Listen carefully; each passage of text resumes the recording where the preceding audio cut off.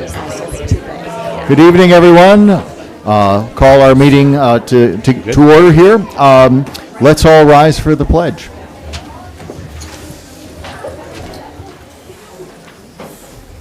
I pledge allegiance to the flag of the United States of America and to the republic for which it stands, one nation, under God, indivisible, with liberty and justice for all.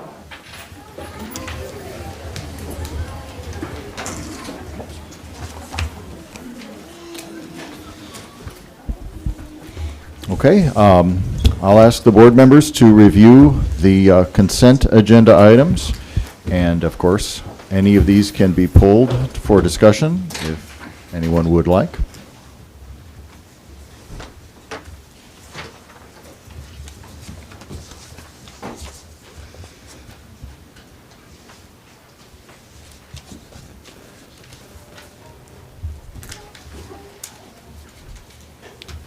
Seeing no requests to pull anything from the consent agenda, we'll move along to approval of the meeting agenda. So moved. Support. Okay, we have a motion and support for approving the meeting agenda. Any discussion?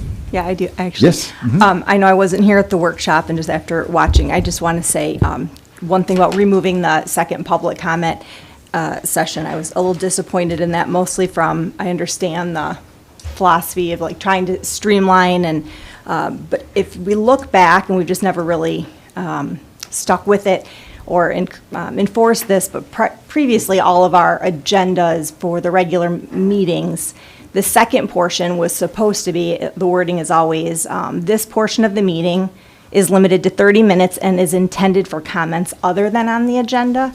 And I just feel like if one way to, I think, streamline is if we held the first public comment to things on the agenda and then the second public comment for other things. I just worry like this, it makes everyone come to the beginning, and two things. One, they might just leave. They might not even hear what we have to say or what, and then also it just puts everything at the beginning. People might be coming, making public comment without actually even hearing our discussions and just coming in with preconceived notions or their own thoughts versus sitting and listening and then speaking at the end. So we've never enforced that where the second public comment was for things not on the agenda, but I thought that might be a different way, is if the first public comment is for things on the agenda, and then for those people who have things they want to say but not necessarily business, then they do have to sit through the meeting and public comment at the end, so. As Dave and I were talking about this, we talked about during the workshops putting the public comment at the end. I think was what we did last time, and I think we thought we might continue doing that. But thank you. Yep. Thank you. Any other thoughts on the agenda? Hearing none, all in favor of approval of the agenda, raise your hand. Any opposed? Same sign. Thank you. All right. So we have an approved agenda. We move along then to item number 5, reports and presentations. Up first, that's your good news.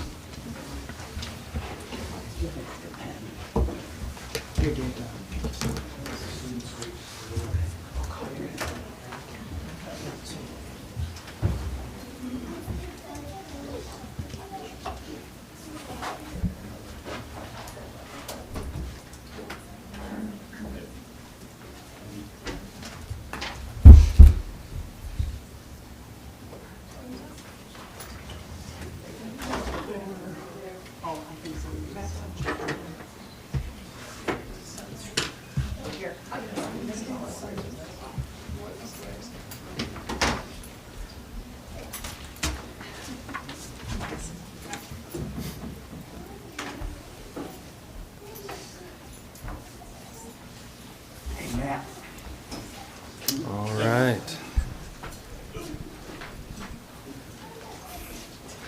Good evening. Josh Velposh, proud principal of Besser Elementary. Thank you so much for giving us an opportunity to share. So myself, principal, and then Mrs. Brown, our assistant principal, and Tracy Granata, our PAC president, are going to share. And then we have some very excited students that want to share as well. So we'll try to make it fast, but also I think we'll get to the important part in hearing the students in just a little bit. So Some things I want to go ahead and share. Here's our staff picture with all the resource staff and those that come in from the AMA and plus our Besser staff. We have mid-70s, so around 75 total staff members that are on our campus, and we sure love our staff. They work hard each and every day, and we're so proud of them. Our mission, build them up and watch them grow. That's our overarching mission. We have a focus each year. So this one is, for this year, is Besser Grows Greatness. So as you come onto our campus, you'll see some trees with some leaves and handprints and different things with all the students' names as we look at growing in many, many ways this year. Some of our academics and programs, so we kind of broke our presentation up into the strategic plan. So we have our reading core, we have interventionists, benchmark advance, our curriculum.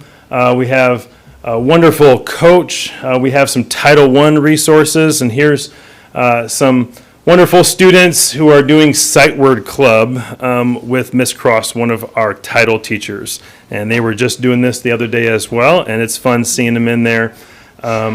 Kind of mentoring each other as the kids are helping each other out through Sight Word Club.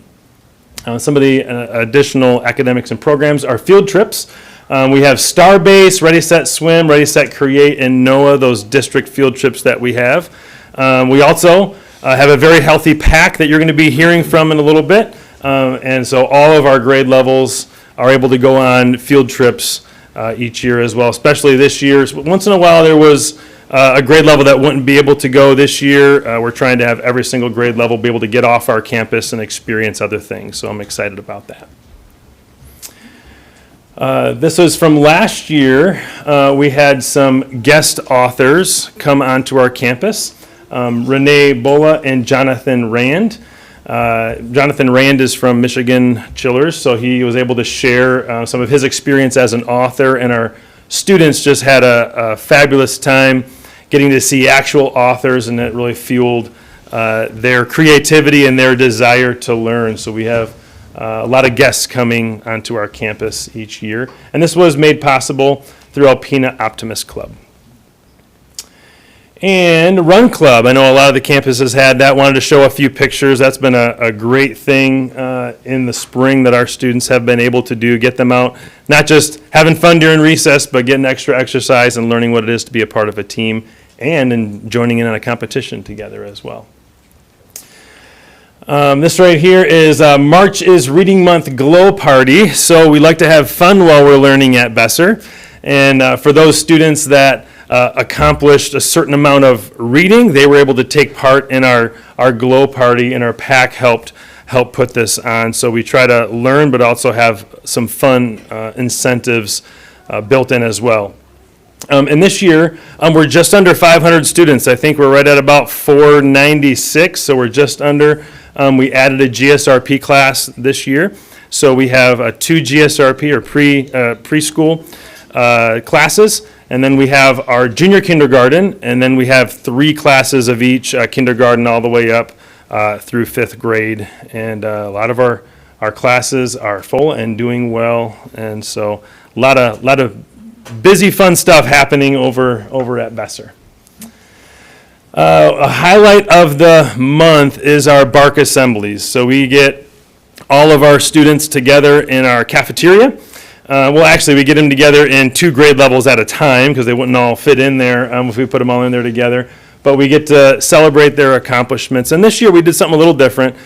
In past years, we've given 2 BARC Award or PBIS awards for their behavior.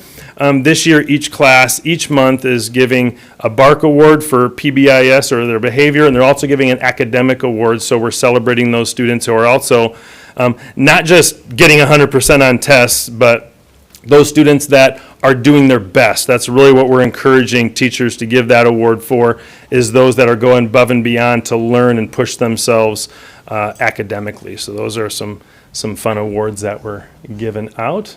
And I'm going to turn it on over to our assistant principal, Lauren Brown, and she's amazing. So you can give her a hand.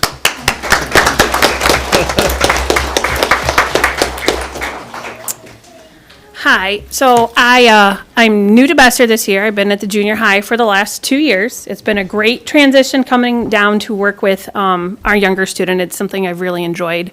As he was talking about, our PBIS and encouraging good behavior, one way we do this is the students have a book vending machine. So for good behavior, for maybe working really hard in class, students can earn a gold coin. They bring it down to the office. We give them the actual gold coin that goes in the machine as the currency, and students can pick a book. And students of all grades really love to come down. There's books of all levels. There's chapter books at the top, down to more picture books for our younger students at the bottom. And PAC actually donated that vending machine to the school, and it's something all of the students love to do. For our attendance, one way we are working to encourage attendance is we work with school success. Every week, they look at classroom attendance of all the classrooms in the building, and the classroom with the highest attendance percentage earns an extra recess run by school success. So those kids have an incentive, to get to school, to have a little extra free time, usually on Friday, and I think many of our students really enjoy that. So that attendance is something we are really working on helping develop at Besser. Along with the PBIS and just encouraging good behavior, another thing we do is students have the opportunity to earn Paws Up tickets. Those are given out by classroom teachers, by aides, by anybody who has them in their pocket, and that's for anything that the adults see, whether it's good behavior, their positive attitude, their responsibility, or their kindness. Students turn those into their teacher, and at the end of the week, there's a drawing, and 2 students from every class come on down to the office, and they get to pick a prize. So that is also something that brings kids a lot of joy and helps them be motivated to follow some of those good behaviors we expect. And then lastly, just some things we have. We have 2 full-time school success liaisons who work at Besser.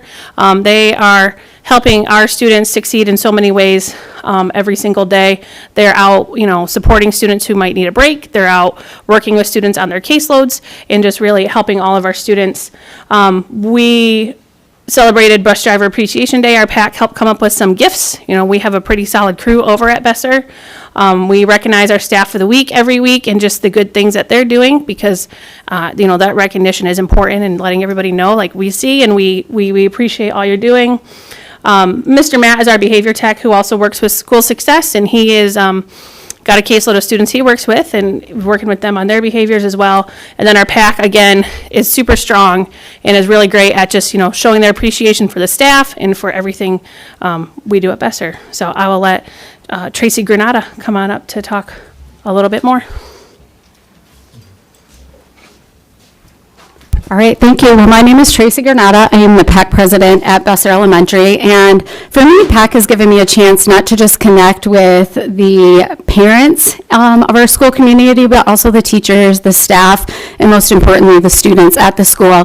So when I became involved in PAC, one thing that was important to me was really just to foster the school connection and the parent connection and really bringing that community alive.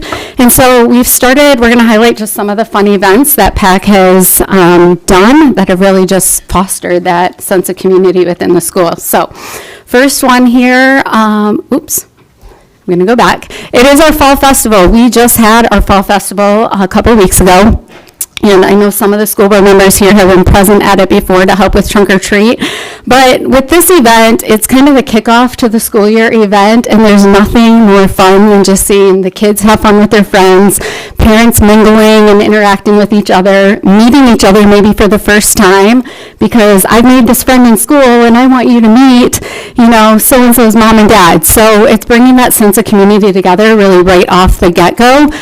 So we have trunk or treat, we have a hayride, we have face painting, we've done, in the bottom corner there is a craft station. So it's just kind of a fun family event that we've done to kick off the school year. The next thing up here is our school-wide fundraiser. We're in the middle of it right now. It ends this week. But with this fundraiser, a couple years ago, we as a PAC kind of talked about how can we help the teachers fundraise without having to put the pressure on them entirely. And so we came up with this idea that we would help them fundraise with a pick the date calendar, and they would not have to fundraise for anything throughout the year, for any field trips. Parents wouldn't have to feel guilty if they couldn't afford a field trip for their student. That PAC would ask the community, ask the school family to help participate in this, and everyone would win. So the first year we did it, we raised about $54,000. Last year was $43,000. We've been earmarking a lot of that, hopefully for a new playground in the future here, but ultimately, every student gets to participate without having to ask for extra or sell extra or do any of that extra. So that really just provides for the entire school year for our school and sustains these programs and experiences that we like to offer. Next up is our family and community involvement with our Girl and Guest and our Dude and Date events. There's nothing better than getting some special one-on-one time with your kiddos, right? So we like to offer these events. We call it a Girl and Guest so that every girl can invite kind of a little date to an event. And then same thing with our Dude and Date. Every boy can invite a date to an event. We've done the dances for the girls, and this is highlighting our movie showing for the Dude and Dates last year. The next thing here is our Free Popsicle Friday. We do a Free Popsicle Friday and a Free Popcorn Friday. About every other week we have one of these special things on Fridays at school where families will donate money to sponsor for the whole entire school. So every student doesn't have to worry about bringing a quarter or 50 cents for a bag of popcorn. We're just going to say and ask who wants to sponsor a Popsicle Friday. I think it's $35 for a popsicle and $100 for a popcorn, and that way every student in the school gets to participate. It may seem kind of small, but the kids really enjoy it, and they love walking in and saying, "It's Popcorn Friday!" So it definitely builds a fun and positive school culture around that. Family Literacy Night. So I know that our reading teachers at school help foster some of this, but PAC participates too during March's Reading Month, where we host a family reading night and we bring in guest speakers around the themes. So for example, we did an Under the Sea a couple years ago, and we invited in speakers from around the community to come read a book around kind of underwater. We had a scuba diver come dressed in a scuba outfit, and we had some water skiers come and talk about water skiing and also read. So it's just kind of fun to bring the community in and let the kids kind of bring their stuffies and their sleeping bags and get comfortable and listen to readers and listen to books being read to them for that amount of time during that event. Next up is Family Math Night. This is also a night where families come together and participate in math stations kind of around the school. And it's not just like your addition, subtraction, multiplication, division. It's actually real life stuff, like going into a grocery store and counting change and counting coins, and just kind of real life experiences around math, which again, our reading and math consultants in the building help participate, and PAC is certainly there to support. And I think in your handouts, I had asked Summer earlier to print out just a list of our PAC stuff for the year. So I have that in there just to kind of highlight what's happening at Besser throughout the year. And of course, we invite you to come and participate in some of it or any of it. Another big event that we have coming up is our community-wide food drive.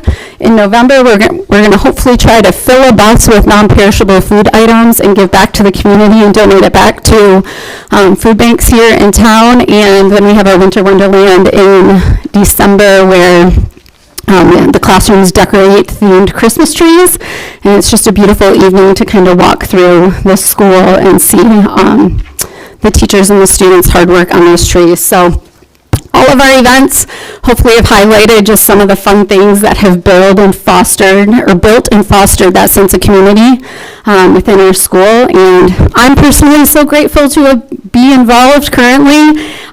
There's no better way just to feel good to be able to support the students, the staff, and the families in the school. So thank you.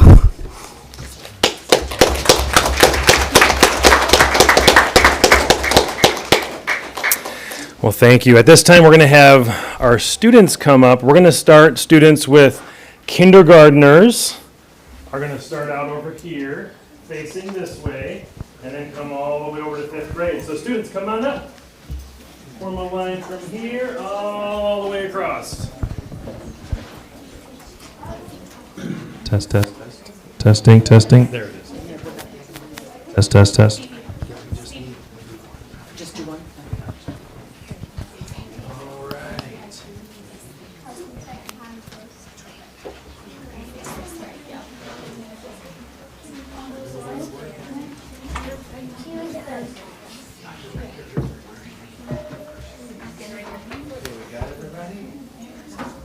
All right. And then after we're done, parents, I'll have them turn around so you can take some pictures as well. Okay? All right, so today we got together. These are some students that were nominated by their teachers to present tonight, and I asked them one simple question: what is your favorite thing about Besser? So, you ready, Stevie? Go ahead. What's your favorite thing about Besser? I like math, and I like counting numbers. And want to try counting? 1, 2, 3, 4, 5, 6, 7, 8, 9, 10, 11, 12. Give her a hand, yeah. Stevie, I'm sorry, what's your name and your grade? What's your name? My name is Stevie, and I'm in kindergarten. There we go. That's why I need an assistant principal. For sure. What's your name and your grade? My name is Corbin, and I'm in kindergarten. And what's your favorite thing about Besser? Calendar. Calendar. And what's the other thing? Do you have a job in class? I get to be the line later. She's the line leader, yes. Yeah. Give her a big hand. Your name and grade? My name is Clea, and I'm in kindergarten. And what's your favorite thing about Besser? I love to go to library. What do you do in the library? I read my favorite books.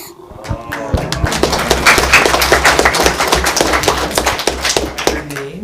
My name is Kason. I'm in first grade, and I like recess because there's the purple pole that you can slide down, and it's like about 10 feet tall.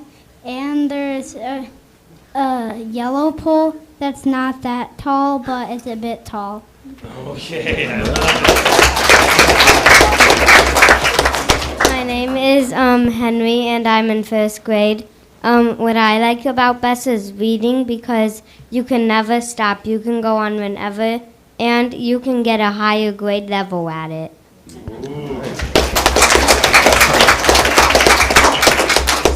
My name is Carson. I'm in second grade, and I like gym class because you get to play a lot of games. All right.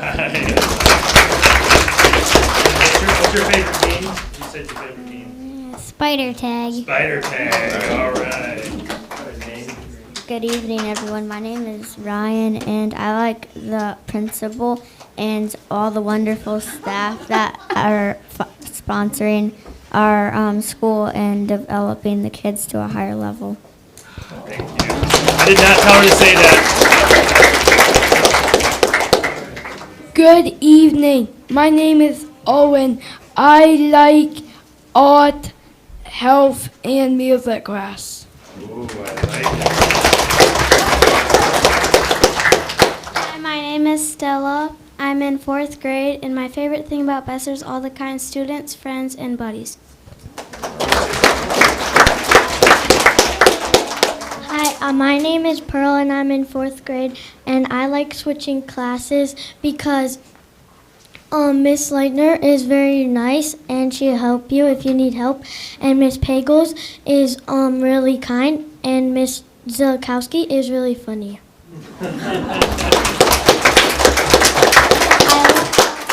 What I like about Besser is My name's Beckett, and I'm in 4th grade, and I like the varieties of food there. My favorite are pizza and PB&J, and I also like Popcorn Friday. My name is Max. I'm in 5th grade, and I really like the book fair because there's so many books you can pick from, and yeah. Awesome. Hi, my name is Kinley. I'm in 5th grade, and I want to just start off saying PAC is wonderful, and I love how they sponsor a lot of the fun activities and a lot of the extracurriculars we do. Hi, my name is Cameron. I'm in 5th grade, and my favorite thing about Besser is going on like all the field trips because we're in 5th grade and we get to go to Starbase. This past week we made elephant toothpaste. My name is Paige. I'm in 5th grade, and one thing I like about Besser is our loving 5th grade staff. Miss Dunn, Miss Shafto, and Miss Donikoski.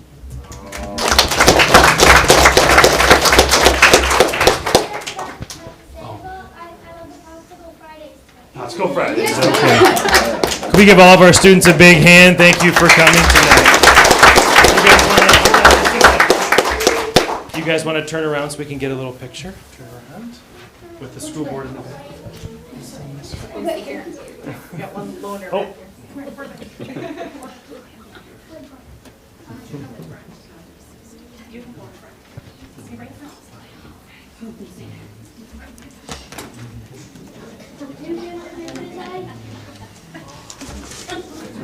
All right, let's give him one more hand.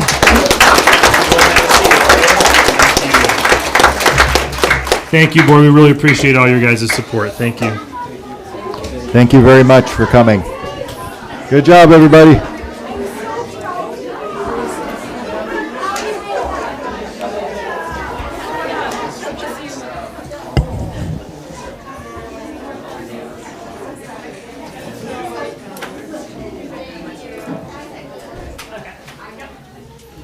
Well, the dust is clearing. We're now prepared for the NEMCSA attendance presentation. So come on up, ladies.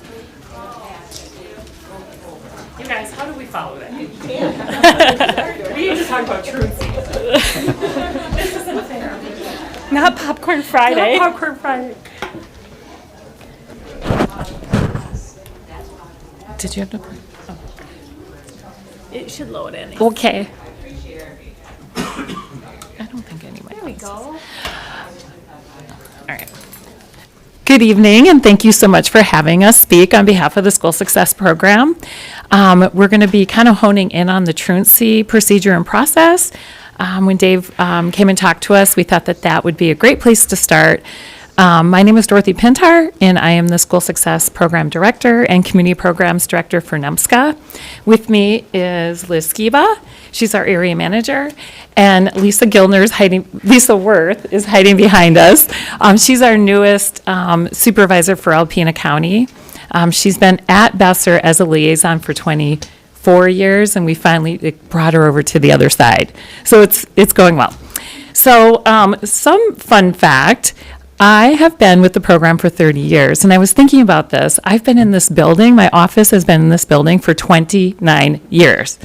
Can you believe that? So I know every inch of this building, I swear, what heat works, what doesn't, But, and I also think I've been with 9 superintendents, counting the interim superintendents. So really, I wanted to say thank you so much for the support. The School Success Program did start in Alpena County.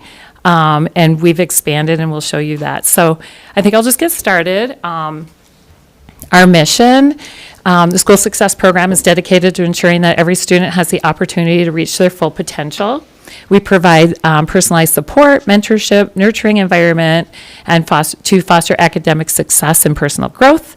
Our commitment is to remove the barriers to learning, promote good attendance, and actively involve families in their child's education through their educational journey and life goals. So don't skip over that, Liz. So one thing we did want to show you, we're super proud of, In 2023-24, we were the recipients of the Governor's Service Award in the Youth Impact category. And this was, I think they said there was like 5,000 youth programs. And we were the recipient and had won that award that year. So that's pretty cool. So we wanted to start on a really positive note. But we already had that, right? So basically, I can put this here. We operate, the School Success Program operates pre-K through 12th grade, and also in alternative ed in our pivot program. All these kids who are working who are working within our program are at risk for academic failure in some way.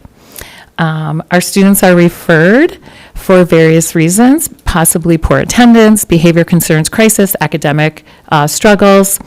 What we do is we work closely with the school, the teachers, and the family to set short-term and long-term goals and try to remove the barriers.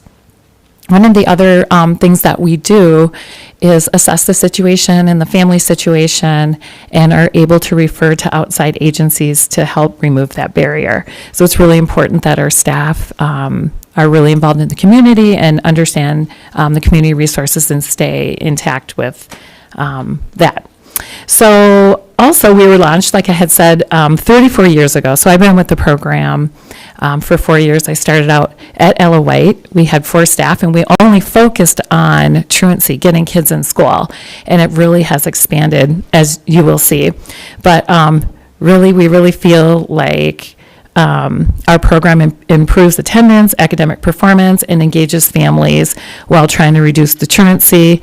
In the whole wraparound procedure, we also do home visits, which is very important. I believe we're one of the last home visiting programs in the state of Michigan.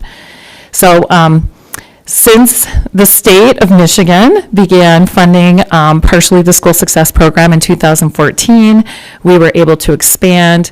As we've done that right now, I mean, we have waiting lists to expand. We just don't have the funding to do it. But we're always looking for more funding and always going to the state. So we are a line item in the state budget for $1.525 million of our $3.5 million operating budget. So like I said, we were established in 1991, and we continue to be here, and super excited and proud of that. So, like I said, I just want to give you an overall look at our School Success Program, where we're located. This is our 25-26 staff. Again, we started out, when I started, we had 4 people in one county, and that was Alpena. So you can see Alpena has 23 staff.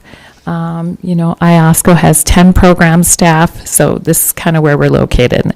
And like I said, I'll always be advocating for more funding in the state level, and also other grants and such to expand our program, because we always have waiting lists for schools. Here's what our budget looks like. Like I said, we have a $3.5 million budget, operating budget. School funding is about half for all the schools, and then the other half, 42%, is that state funding, and the rest comes from NEMSCA or other funding that I pursue. We have 4 objectives that we have to be evaluated on and measured. We have an empowered database system. It's a state system. This is also where our truancy numbers come from. It's been a transition from our other system that we were able to work in, but because we utilize state funding, we now have to enter into a state database system. So these are our 4 objectives: increase school attendance and decrease chronic absenteeism. This is what we're going to be talking to you about today. Increasing academic performance, identifying barriers to attendance, and increasing parental involvement in their child's education and school community, which will help reduce truancy. Oh, yeah, Landon. And so we just wanted to show you our little buddy Landon. Landon, when he came into our program, you can kind of see the state that Landon was in. And within 4 weeks, that was Landon. We took a side-by-side. And we also show him at the end of our slideshow because it's pretty impactful. Last slide that I'm going to talk about, again, is the overall, just to give you kind of big picture. So our performance objectives that we had to measure, you can see that within our program, we reduced chronic absenteeism last year, or 24-25, by 99%. And we increased parental involvement in their child's education, 93%, and our overall academics, the kids that were in our program, 86%. And you can see in math and reading as well that we're improving. We worked with over 5,000 families and kids, and just kind of show you what our top referral reasons are. And that's academic, behavior, and of course, attendance, why we're here talking today. So, Liz? Yes.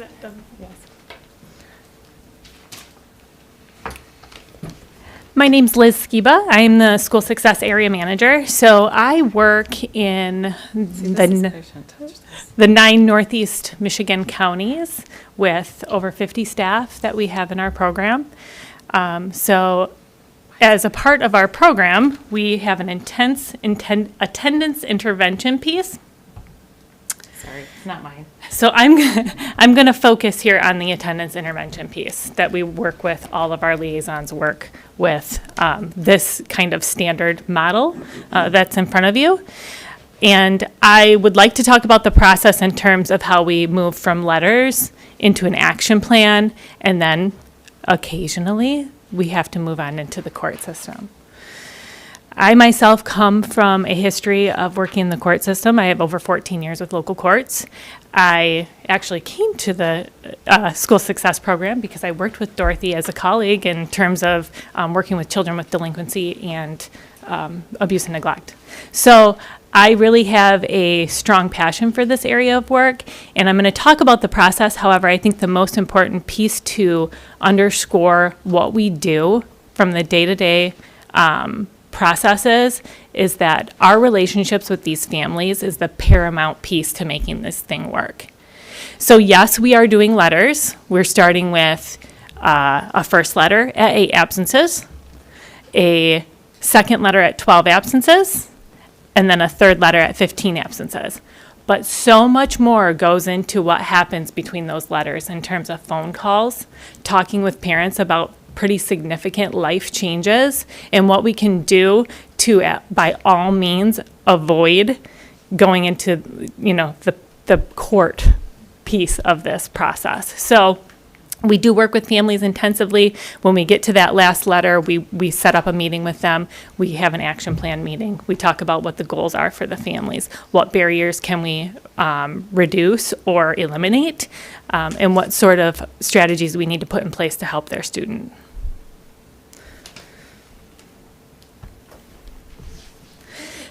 Yes. Are those absences unexcused or? That's a great question. We're going to dive into the data. Yep. So when you're looking at your My Student data from the state of Michigan, you're going to look at chronic absenteeism in terms of students that are being captured under all of your attendance codes. When we look at students that we need to put into our program so that we can have maximum benefit, we're perhaps not going to capture a student that, say, was out of school for a week because they were on a vacation. They may be a performing student. We may not capture a student that is has an illness, a significant illness, is institutionalized. So that's where those phone calls, those parental relationships are super important between the liaisons and the school and us, because we want to make sure that we are not, holding them accountable for something that's outside of their control. So that is where, when you look at some of the data between the second letter and your chronic absenteeism data, is going to be similar, but there's going to be a few students that aren't captured due to outlying circumstances. So we can deep dive into that more later, but that's essentially the reason. So this is the overall program data for 24-25 for the students that we identified that needed to receive letters. So for all of those 9 counties, 2,500 letters went out, almost 2,600 first letters. Then that's reduced by a lot going into a second letter. So those are the kids that are at 12 absences. So 859, and then 246 third letters. 61 students went to a preliminary inquiry. Preliminary inquiry is a step that it's unique to Alpena County. Our local court, family court referee will see a student and their family off the record and talk about the barriers as kind of like a last effort before a petition goes to the court. Only 30 petitions went to court for all 9 counties. So when I speak in Lansing, one of the biggest things is, the legislators and senators want to know, well, how are you saving money? How are you saving school system money? And so we talk about the FTE dollars. If kids are in school, you're going to receive the money. It's our job to get them in school. And so this is how we show what we potentially saved Northeast Michigan by having this program and getting these kids back in their seats and happy and healthy and ready to learn. So we just wanted to give you an overall view, and now we're going to hone in on just Alpena County on the next slide. So for 24-25, we had 600 students that received a first letter. And that jumps down to 250 for a second letter, 45 for a third letter, 22 went to a preliminary inquiry, and only 11 students were petitioned to the court. So that's a 98% reduction in chronic absenteeism for Alpena.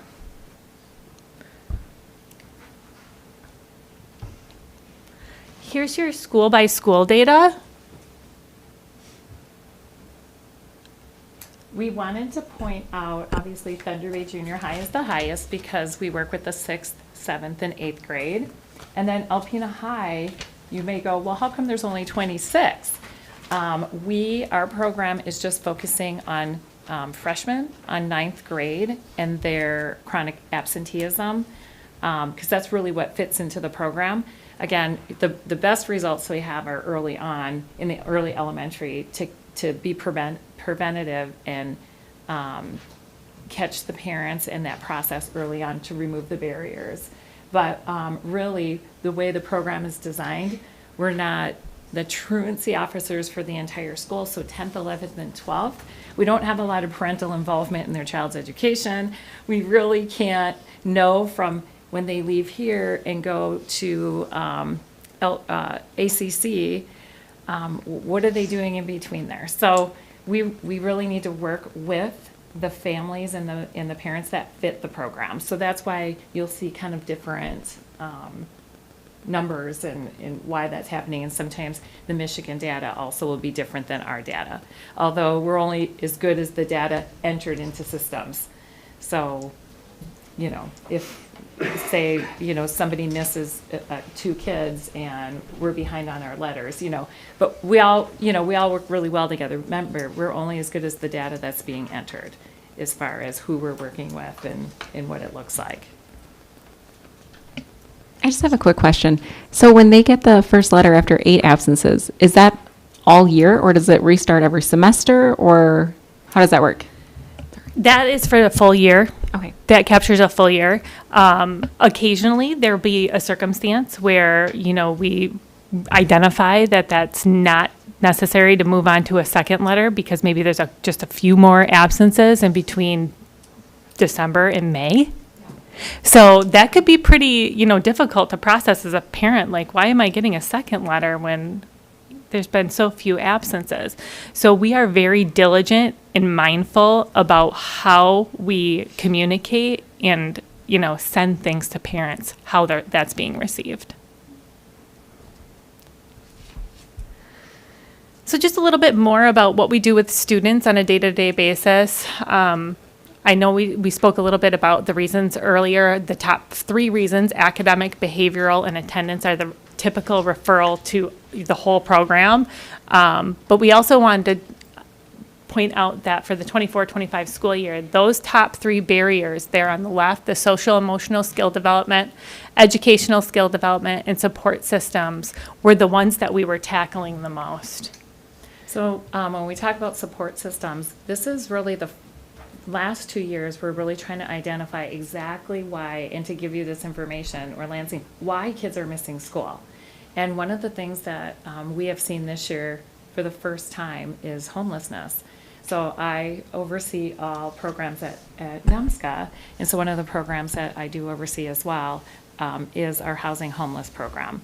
And so we're really trying to work with that program to identify these kids early on. We know that the average age of kids in Michigan that start having to deal with or being put in a situation of homelessness is 7 years old. So it's really important. It makes sense why the School Success Program is housed at NEMSCA, because all the other resources that come with the reason why kids are missing school, possibly we can help with. It could be food insecurities, homelessness. Their support system is not there. So if we want to send a letter to a student or, to the parent of a student who missed 12 days of school and they're at the mission, or they don't have an address, it's hard to do. Plus, do we put that on them right there? We would rather go to them, do the home visit, do the site visit, what's happening, what can we do to reduce this, keeping that relationship open. We just wanted to share a little bit about our parent and administrator feedback. Every year when we're working on our evaluation, we try to reach out to we reach out to everybody and get a large sample back of people that have, really good things to say about the work that we're doing. So we just like to share that. This is an example first letter. We just might like to be super transparent about what we are telling parents. We're pulling that data straight off of Synergy or whatever school database we're working in another county. And we are sharing that actual information with them that we're viewing and that we are, the reason why we are coming to them and what we're tracking. And so we just wanted to share this example of what a parent could expect. It's kind of a standard. It's not going to be totally different in Ascota that you see here in Alpena. It's a tough letter to send. This is why relationships are so important. We want to help them with their needs, but we also are sending them a letter saying, hey, you better get your kid to school. Otherwise, the steps even move forward and closer to court.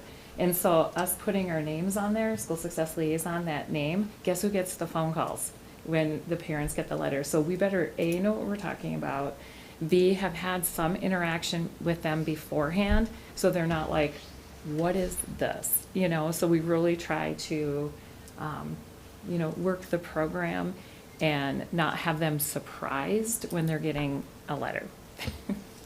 If I could just interject, actually, I can vouch for the process being very sensitive and professional, because I think we got scooped up in this as I had a kid who was sick, and this was about 10 years ago, and we were at Mott's down in Ann Arbor a lot.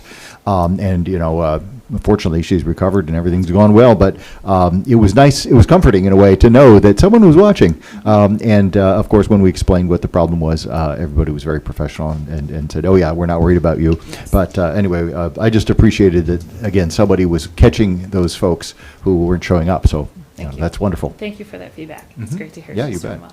I have a quick question. Do you contact the parent before you send the letter out? Is there phone calls to find? Okay. Yes. Sometimes hand deliver, so you can have that face to face, because the last thing you want is them to shut down and not work with you, and also be upset at the school. So we try to make sure that they know that we're a different entity. We're working with you, so don't call the school yet. Try to work with us first. These are just some examples of documents that we use for tracking in our case files. So on the left is kind of jumping ahead, example case history. This is what we would utilize if we had to demonstrate our efforts in the courtroom. That we are totally on track and have all the correct information when we get there. One thing we want to be really careful of when we do that, again, the last thing we want to do is send our staff into court and not follow the process or show what we've done. And we don't want to walk in there and have a kid miss 50 days of school and go, we haven't done our job then, if we haven't shown, the processes and the steps that we took to help that situation. So prior to that, after third letter, we would have sat down with the family, and they have that action plan right there on the right side. That is something that just spells out what the obligations are, what the expectations are, and we often talk about what can we do. It's not totally on the parents always. What can we do to help out? What can make your student feel more comfortable with transitions at school, or whatever it may be. Every single family is different. This is the Michigan Compulsory Attendance Law. This is from Michigan Compiled Laws, Section 380. So this just lays out the obligations of the parent for students ages 6 through 16.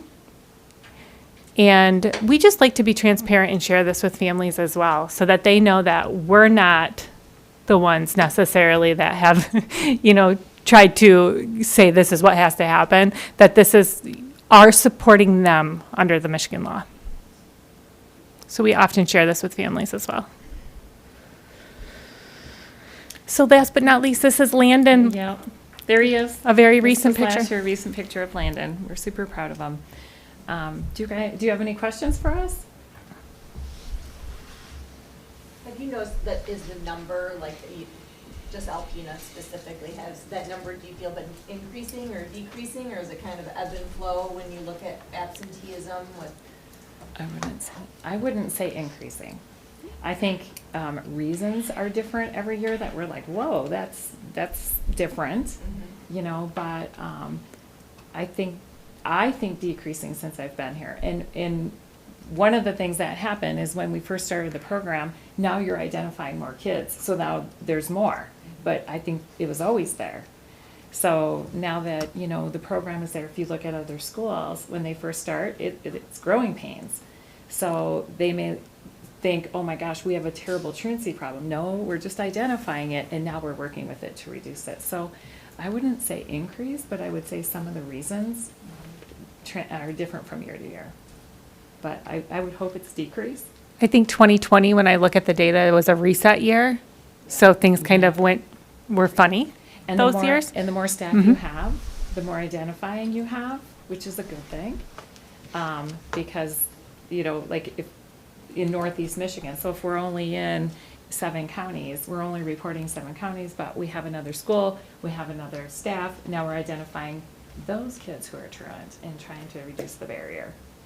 But a lot of times too, one of the things that's so important is to be working with court systems, and that and I think they would be fine with me saying this standing here, that the follow through, because sometimes you get to the point where you do have to file that petition.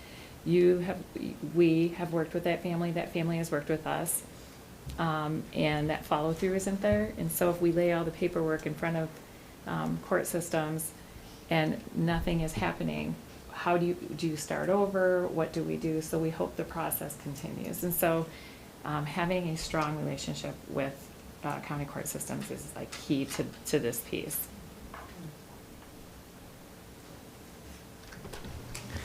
Thank you for having us. Can Any I other ask a questions? quick question? Yes.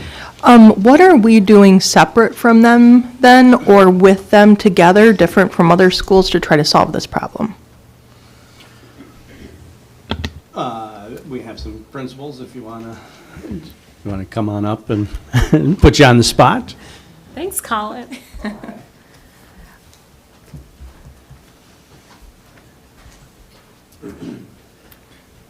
I was going to share something too before Colin says something.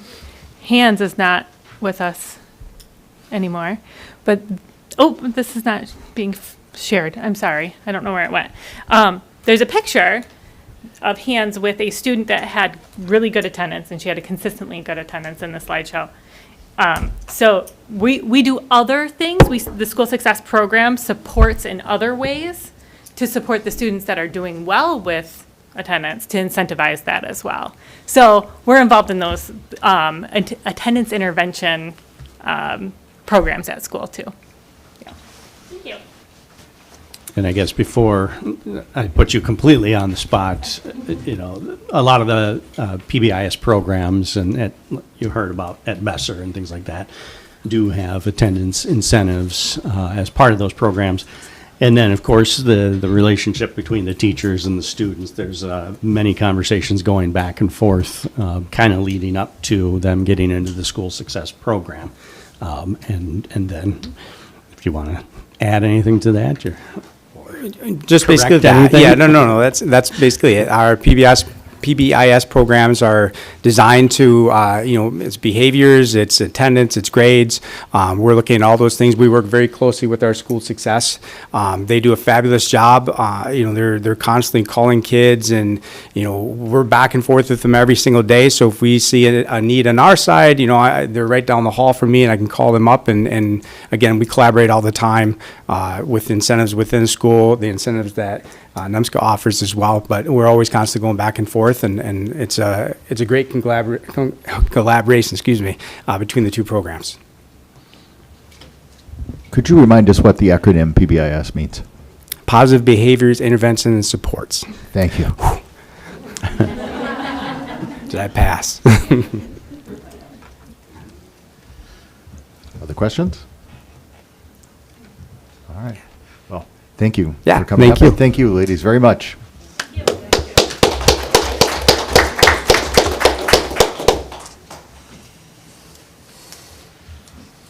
Okay, so the next presentation is State Budget Impact on APS. And Mary, I gather you are going to field this one. Come on up.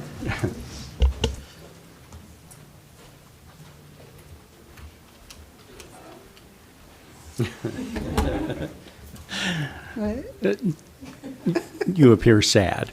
I am. It's depressing.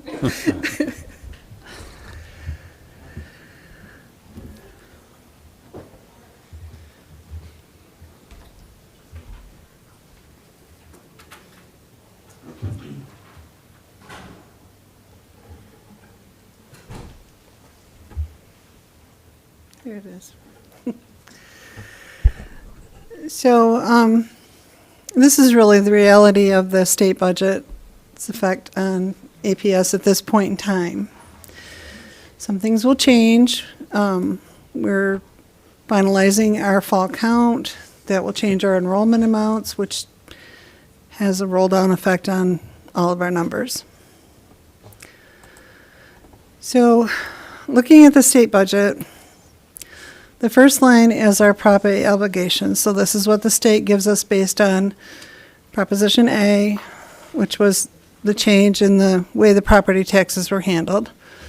So this portion of it, of the foundation allowance, decreases when the property taxes increase, because the state only pays the difference between what the property taxes bring in and Prop A and the foundation allowance allows. 51C is a special ed reimbursement, so this is based on the prior year, so I don't know our numbers yet for this year.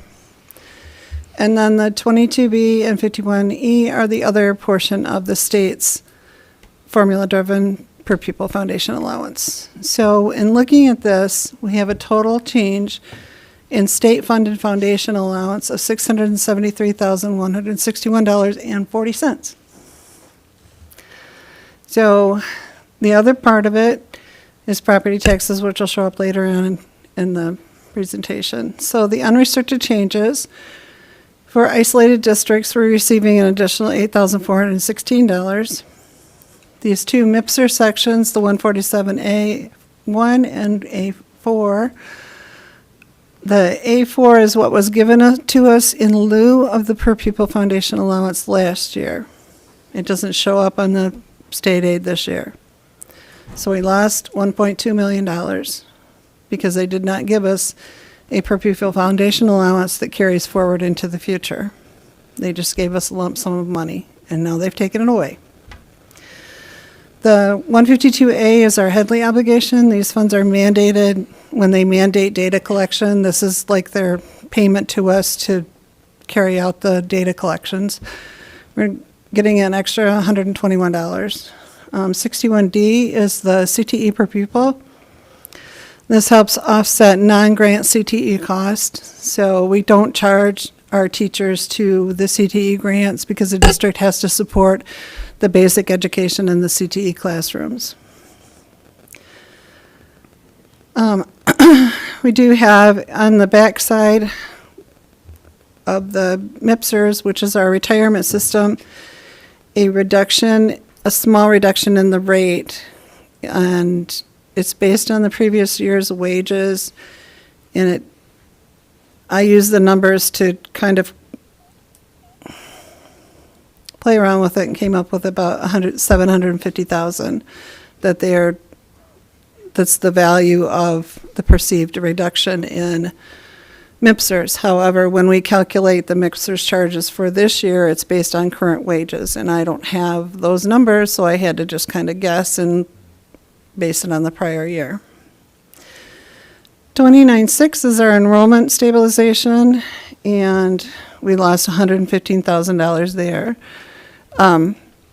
This is a total loss in unrestricted changes of $132,000, which is a negative $36.88 per student.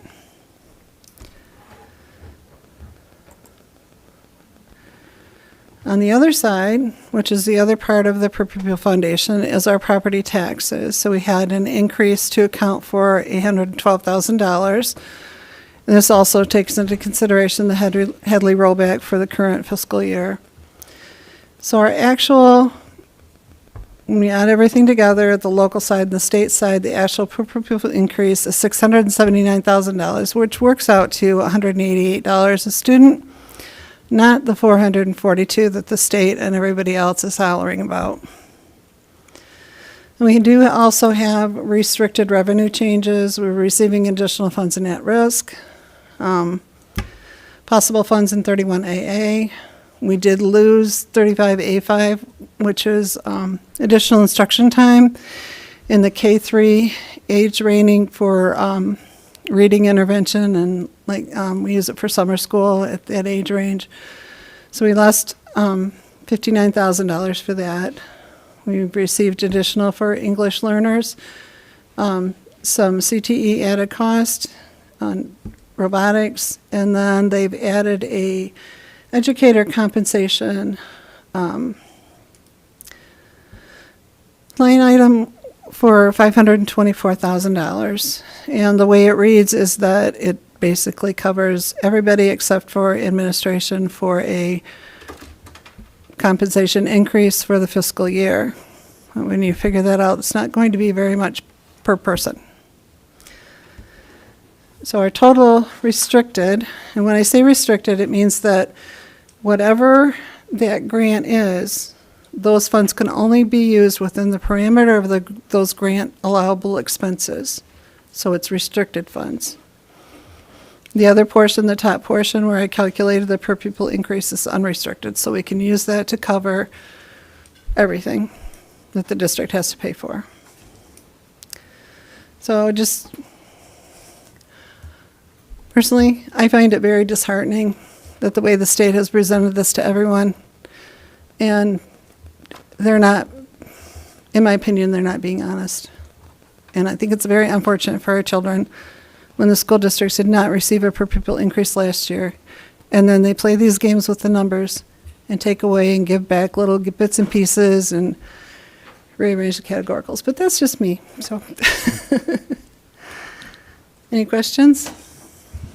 Yeah, so Mary, that bottom line there, total restricted, is that a change, an increase from the previous year's total restricted amount? Mm-hmm. Okay. Yeah. So that's a big number, and then the... all of these are an increase or decrease over last year. Right, because the red is the decrease. Yeah. Yeah, okay, great. So the per pupil increase, that was 679, 873. So that's still a net gain, but just not what they're advertising. And right. Yeah, the sort of shell game problem. Yeah. Okay, thank you. It is. Did you want to talk about the 31A, what we were just discussing today? Can I tee that up? Sure. So, Monica, you had mentioned something about 31A. That apparently is new language this year that allows through 31A, I forget the subheadings, but how is it stated? Employee classroom reduction and employee retention, correct? Yep. It's the first time ever they've done that. But the challenge with that will kind of lead into our 31AA conversation later this evening. But if you want to kind of go into the challenges there, I guess I'll do my Dave. You know, the issue of one-time dollars is if you if you provide a stipend and the expectation is that is there and it's not next year, we've seen that multiple times because we've provided stipends multiple times over the years. That's something to manage, I would just say. But then the amount, if I remember correctly, 1.2 million could be available for this. Yes. Right. But then you have to pull out all the benefits and everything. So it's roughly 567,000, I think, that would be available to go to the staff members after all the benefits and everything are taken out. In the past years, we've given out $1,000 stipends once or twice across the district. We did 2 through ESSER. 2 through ESSER. Yeah. And so, point being, big numbers on the front end come down to very different numbers that actually go into the employees' pockets. And then you have the issue of, will the money be available next year? And we've seen that, like this COVID stipends, it's not. So, not that we wouldn't want to entertain that, but it has to be with the understanding that this is just a temporary, stipend or something along those lines. I don't know. Yeah. So we've seen examples where, through maybe the union contract, where the stipend was paid out in December instead of being paid out in June, and people leave right after they get it. They hung around to get that stipend, and that was it. Then they're out the door. So I honestly don't, well, it's a nice little benefit. I don't think that it actually helps with retention. We've seen people leave. We've gotten slapped in the face for even offering it at times. Because this is not available to everyone, Right. the way 31A is written. It's only Right. available to some employee groups, and that creates division. So, Right. again, these aren't reasons why they're just reasons you have to consider when looking at these things. It's much better to do this work through negotiations and general fund expenditures, because at least we have some sort of agreement going forward. It's interesting that they paired classroom reduction with teacher retention. Again, it's the first time they've done it, to my knowledge. And Yeah, classroom reduction was not normally a 31A allowance. You had to do it through one of the title grants, or if you could get it approved. It's very hard to get it approved. But I don't know, I guess I lost my train of thought there.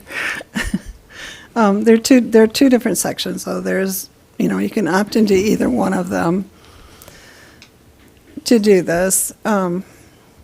However, we need to keep in mind that we do have a lot of at-risk students in our district, a lot of poor children that need academic support and things like that, and I'm sure our curriculum department can, we have a preliminary budget for 31A. We still have some monies that have to be allocated within that budget.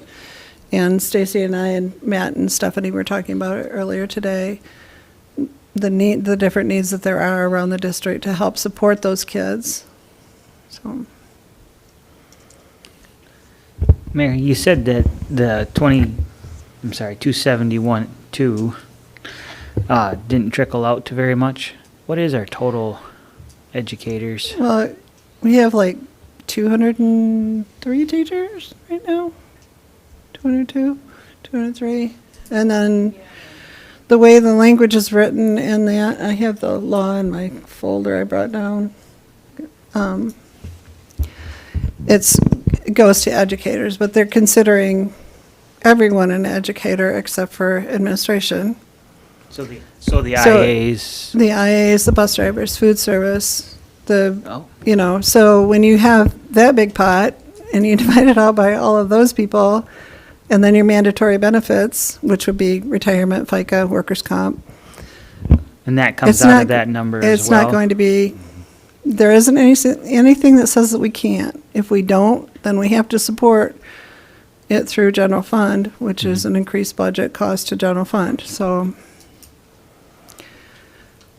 got some choices to make.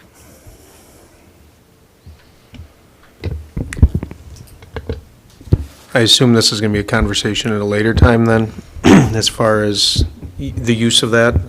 I mean, obviously, I'd like to hear a little bit more, perhaps even as a retention bonus type component with clawback for early, leaving. And so there's different options which would certainly be discussed. Yeah. So the two items, the educator compensation, that's pretty straightforward. It's the use of the 31A dollars for this purpose that, what'd you say, the law is vague on definitions around this, so it's new, and we need to better understand it.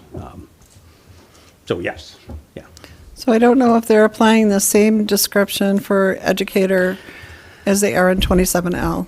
So, I don't know. There's been times where educators were only teachers. There's been times where it was teachers and IAs. And now the 27L says it's everybody except administration.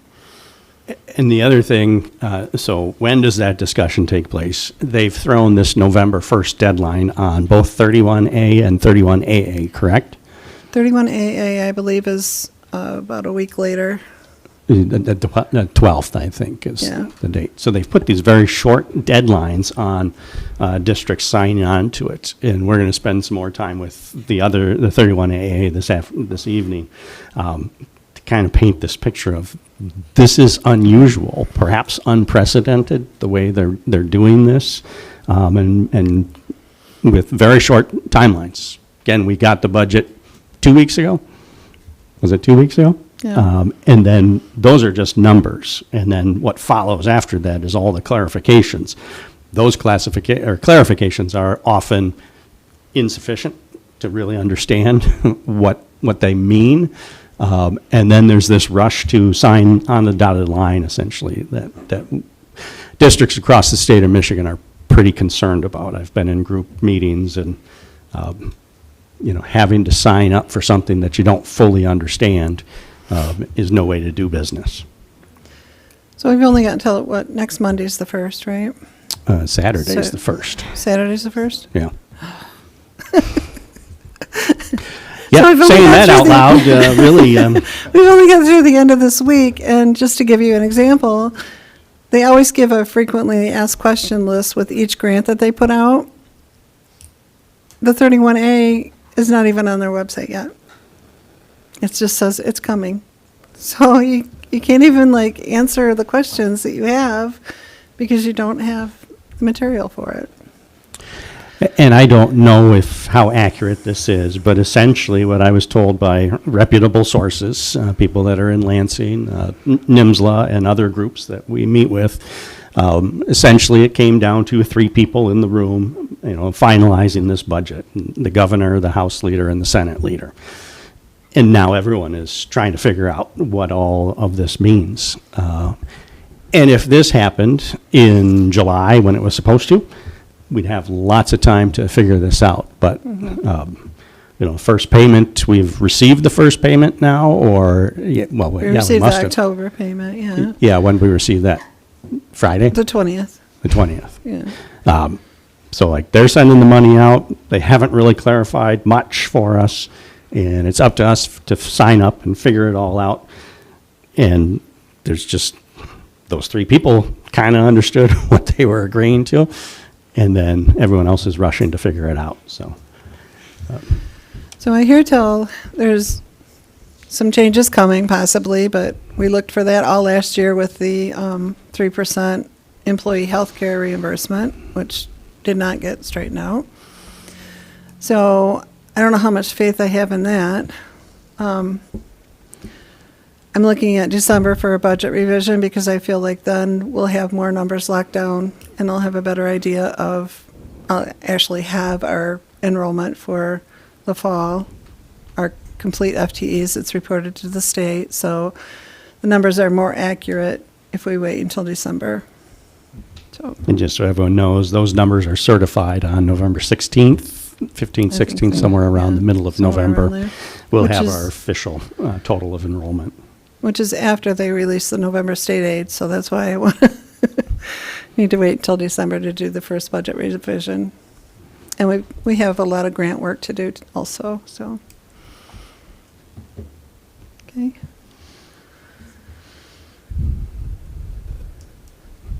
Any other questions? Other questions?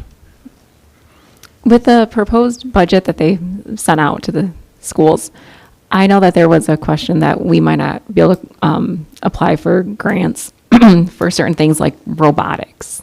Will we still have ability to get more funding through that? Well, they left robotics in the budget. Okay. And there's always auxiliary grants that you can apply for, but I just knew that there was one budget where it was just you get this amount of money and everything has to come out of it. So I wasn't sure which one actually. No, they originally talked about getting rid of all of the categoricals, and the categoricals are the restricted funds that I have listed. So those are categorical because they apply to certain things, and they're restricted because they have to follow the allowable expenditures for each one of those grants has a different process, expenditure process. That's where they started. And then the schools got wind of it, and the lobbyists got wind of it, that lobby for the school districts, and they're like, this is not a good idea. You need to really stop and think about this, because the way they presented it is they were going to get rid of the at-risk and get rid of the special ed funding and all of that stuff. And it would make it very hard for districts to keep going. Well, especially for us with our buses. I mean, we have such a big area. I mean, that'd be a big challenge for us if that was the case. So. They did not get rid of the transportation line item, by the way, so that was a good thing So too. But that's not on it's not on the state aid yet, so I didn't know what the numbers were. And so how much robotics? Is it about $30,000 that we get I think each year? so. What is it, Matt? It's a grant, is it? I think it's something like that. That's what it's been. Yeah. Yeah. So it's not just the 1,700. Yeah, this is the difference between last year and this year. Okay. So I'm just working from the increase or decrease side of it. And I think, just to remind people, we're in good financial health right now. Thanks, Mary. It's just, we're in November for all intents purposes, having conversations about the state budget that we should have had in July. Well, actually, we should have had it prior to us having to pass our budget. But this came very late, and then with, I'm comfortable saying with a level of uncertainty around what it actually means that I've not seen in my career. So you compound those two pieces of it being this late and with no real answers. Please hear our frustration because it's not good. But we will manage the storm. But it's very frustrating. Well, and just to sort of set the scene, we're not alone in this frustration. There's the current effort to bid out and privatize the entire public mental health system in Michigan, and we still don't know exactly how that's going to end. The judge has reviewed various portions of the plan and said, no, you can't do this, but yeah, you can do that, and so we really don't know where it's going to land.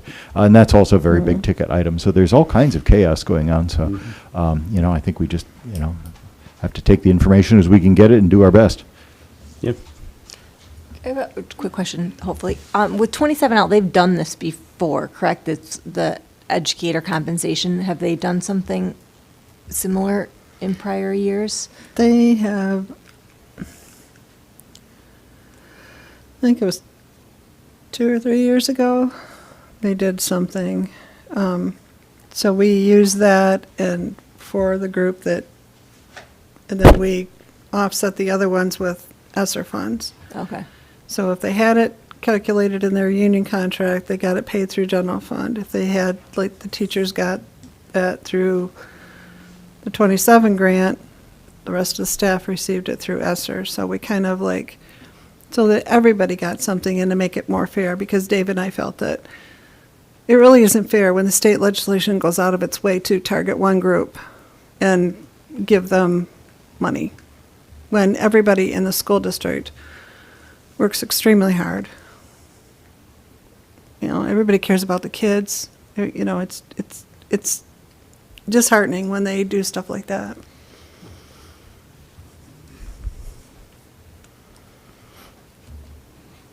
Other questions?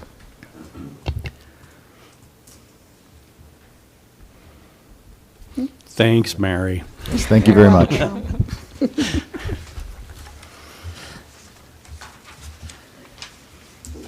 Okay, that brings us to our public comment. My remarks are getting shorter. So today, I'll just say that, again, I hope everyone has come prepared to model respect, maturity, and our best adult behavior for our students and community. Individuals addressing the board are asked to state their name, place of residence, and/or group affiliation. Our board policy states that individuals addressing the board must take into consideration the rules of common courtesy. Public comment should not be used to make personal attacks against a school board member or a school district employee by name. However, you may name a school board member in reference to his or her actions as a board member in a public meeting. Therefore, attacks or criticism for board members' personal choices outside a meeting or other aspects of their personal lives are off limits and will constitute disorderly speech. Remember, you are addressing the board and not other members of the public or district staff. Additionally, public comment does not exist for non-members to get into sparring matches with each other and attack each other or engage in endless retorts. Such comments will be considered repetitive and out of order. Any outbursts or attempts to interrupt a speaker while that person is making use of his or her 3 minutes before the board will result in the offending party being asked to leave. Our policy states that the presiding officer may request any individual to stop speaking and/or leave the meeting when that person behaves in a manner that is disruptive, and may request the assistance of law enforcement in the removal of a disorderly person. Additionally, please remember that words have impact, and you, not the school district, are responsible for your words. We caution all speakers that it is possible that your statements could violate the rights of others under various laws, including laws protecting privacy and laws prohibiting defamation. If you are unsure of the legal effect of your remarks, you should seek independent legal advice. Thank you. We appreciate your engagement and interest in attending our meeting. Come on up.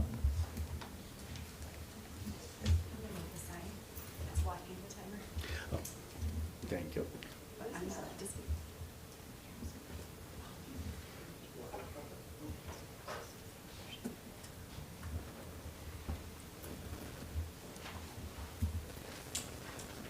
Hi, my name is Bonnie Altman, and I live in Alpena. This is probably out of nowhere, but I still am on Facebook, and I keep hearing about lack of bus drivers, and that bus routes are, ended. And then I hear among my friends. So I just wanted to say maybe we need to do a complete media blitz. I know that busing isn't mandated, but for most of our millages and things, we were promised that they would have that.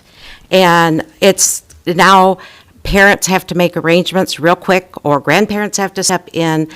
And so I got thinking, when I, say to go to yoga or to go to swimming, I kind of need somebody to kind of take my hand and say, hey, why don't you come and try a class? So, maybe that person would have to go through a test to make sure that, they were okay and everything. But maybe we need to offer some ride-alongs for a couple of days. Maybe we need to, and to see that it's not that scary. My brother-in-law drove for many years, and he just loved it. He absolutely loved it. Maybe we need to look at the wages. I know that one of the incentives that's offered now is if they work the lunch hours outside with the kids, they can get a 6-hour day so that they get a full wage and they can get the insurance. So maybe that needs to be said, that you can get your full, if it's 6 or 7 hours, whatever is considered full-time. Maybe we need to advertise that in the state, out of state, and out of country.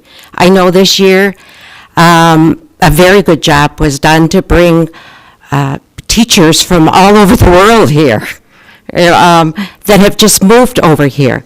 So maybe there needs to be a media blitz on the news, advertise a certain bus driver, to have that driver talk about why they're doing it and how great the job is. And then maybe we need to have people in the community say how great our community is. And if they're coming from out of state or whatever, maybe we need to offer them a place to stay for a few days so that they could get to see Alpena and somebody could volunteer and take them around. And maybe we need to do that for some of our other teaching positions and teacher aide positions and things that we're still needing. So I just picked bus drivers because, again, that was on my mind this morning. So Thank you very much, right Matt. now. That's Oh, that's your 3 minutes. Thank you so much.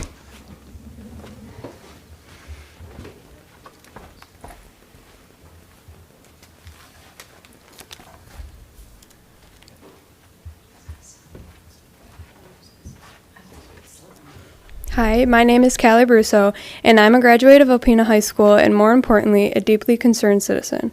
I've stood before this board before, and each time I've done so, it's been to speak about things that many students would never have the courage to say aloud. I'm not afraid to speak up for those who feel unheard, and tonight I'm here again to do just that. Although I haven't been present at every recent meeting, I've kept close watch on the decisions being made, and I'm genuinely alarmed by the direction this board seems to be heading. First, I want to address the discussion about changing the district's social media policy. I find it deeply ironic that while you're debating how students and staff should behave online, many of you sit on this very board scrolling through your phones during public meetings. Second, I must express my concern about the increasing presence of religion within this board. Let me be clear, I have no issue with anyone's personal faith. In fact, many of my close friends are religious. But this is a public school system. There is absolutely no place for religion in the decision-making process of a public school board. If sharing your religious beliefs is your priority, I respectfully urge you to step down from your public position and find a space where that message belongs. Finally, I want to point out the inconsistency in how this board enforces its rules. We've been told that clapping between public comments is disruptive, yet at a recent meeting, a speaker stood at this very podium and openly threatened concerned citizens, and that was allowed to happen without consequence. How is that 15 seconds of applause is treated as disrespectful, but obvious hostility is tolerated? I urge each of you to truly listen, not just to the speeches that align with your personal beliefs, but to every voice that comes before you. Remember why you are here. You are elected to represent the students of Alpena, not your own personal or political agendas. Every decision you make shapes their future, and they deserve leaders who put integrity, equality, and accountability first. Thank you. Thank you.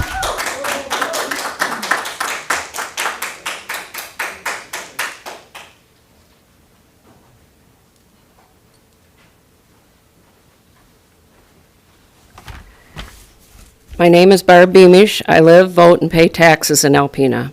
Dr. Lawson, last month you wanted to institute a no clapping policy, and it would have been a sad day if we couldn't have clapped for those Besser students today.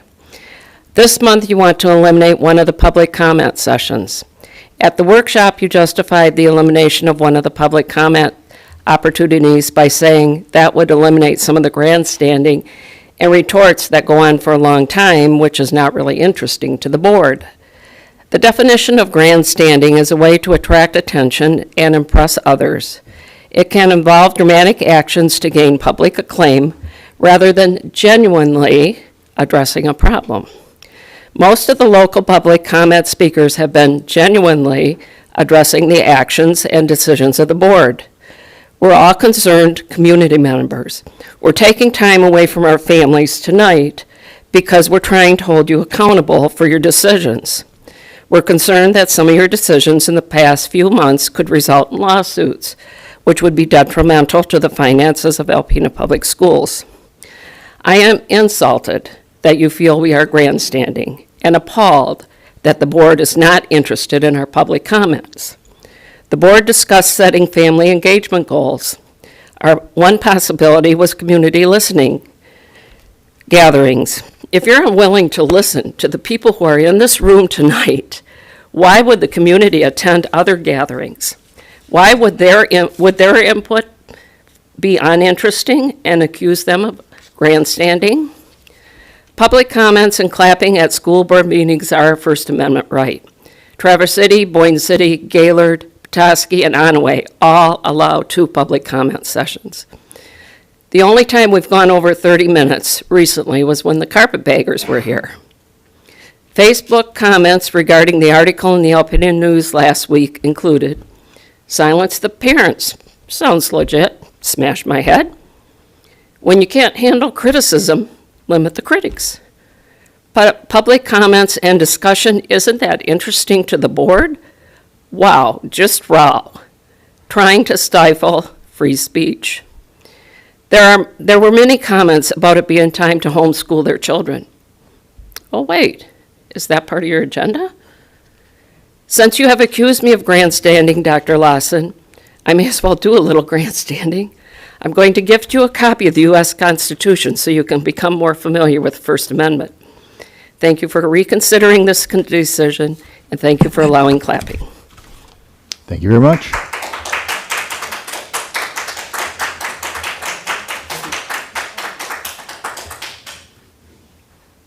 Who's next?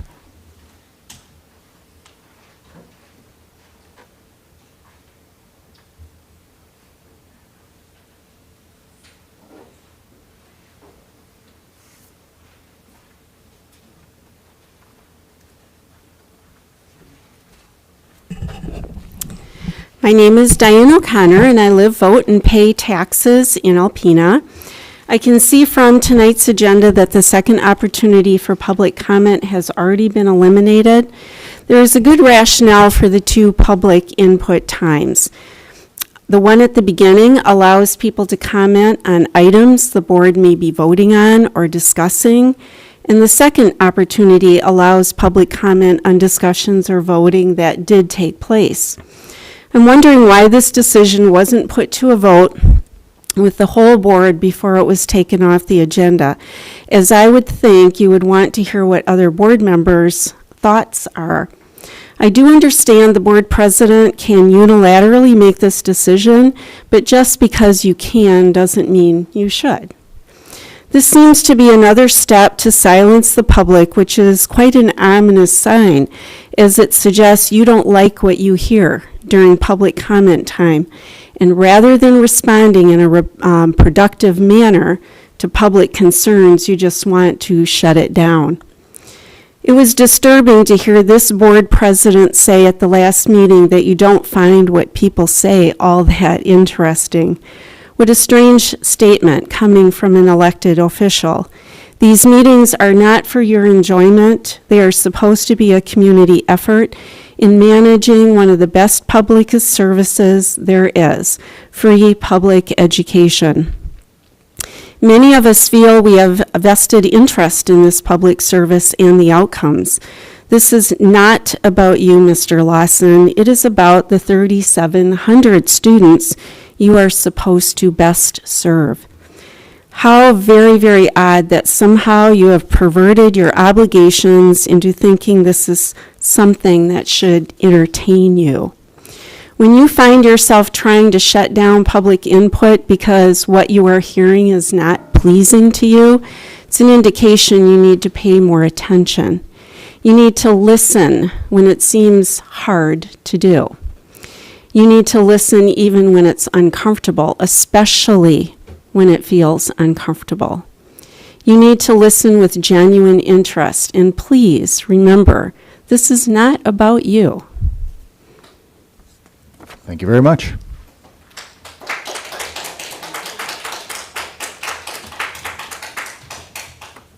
Who's next?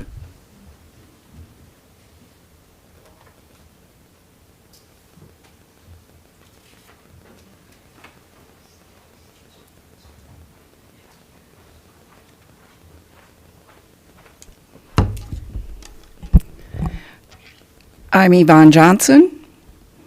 I live, vote, and pay taxes in Alpena Township.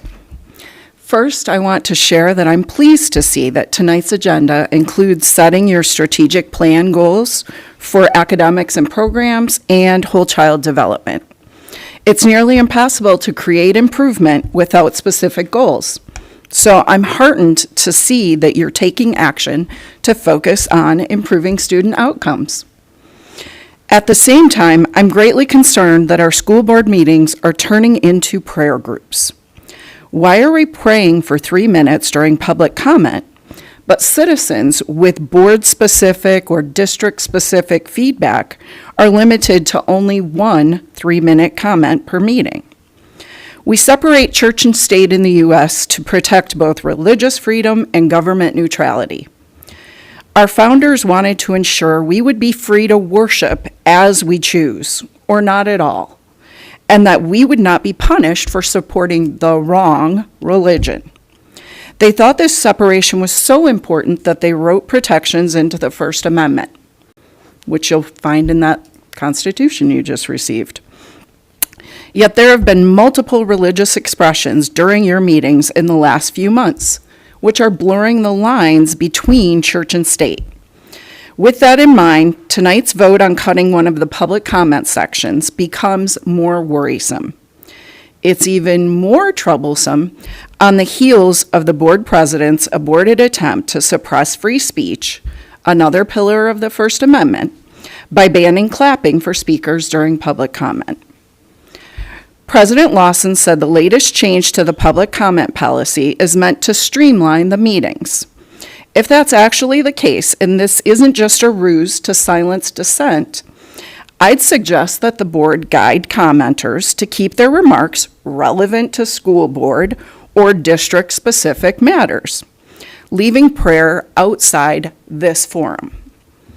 Board member Meinhardt's suggestion also makes a lot of sense to me.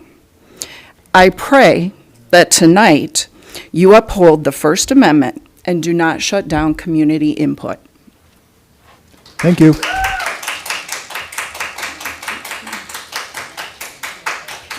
Anybody else?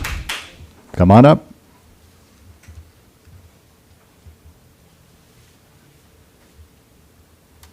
Seeing no further public comment, thank you all very much. We'll proceed with our meeting. That brings us to action items. Approval of the consent agenda.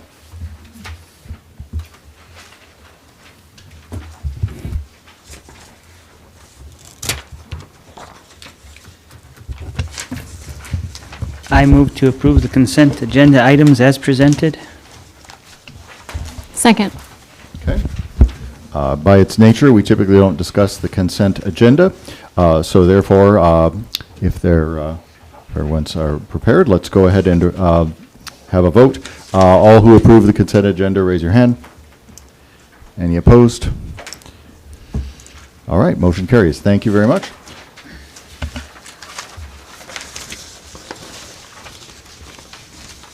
Our next item, strategic plan goals, academics and programs.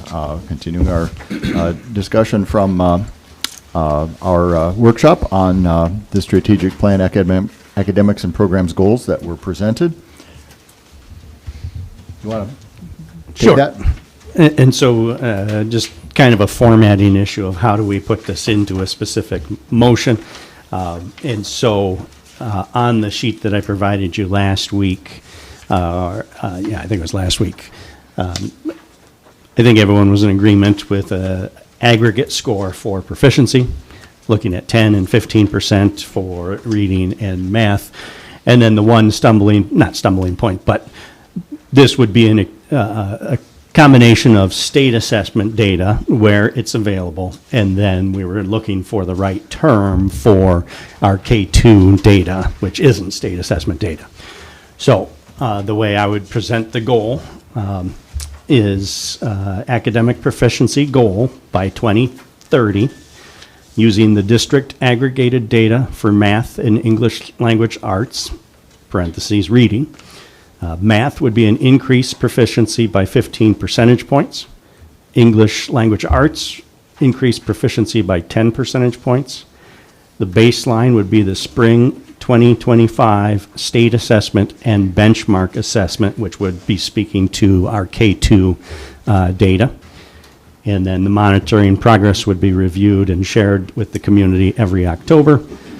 So that would be the academic proficiency goal. We had a second goal along with that, then with academic equity, same issue. We're trying to close the gap between economically disadvantaged and not, and it was how do we capture those K2 assessments. So that one would read academic equity goal by 2030, using district aggregated data for math and English language arts. The goal is to reduce the proficiency gap for economically disadvantaged students by 50%. And the subjects would be math and English language arts. And the baseline would be the gap will be established by using the 2025 state assessment and benchmark assessment data. Monitoring progress would be reviewed and shared with the community every October. So those would be the two academic goals as I understand them, as presented. I would move to approve the strategic plan, academics, and program goals as presented. Support. We have a motion and support. Further discussion?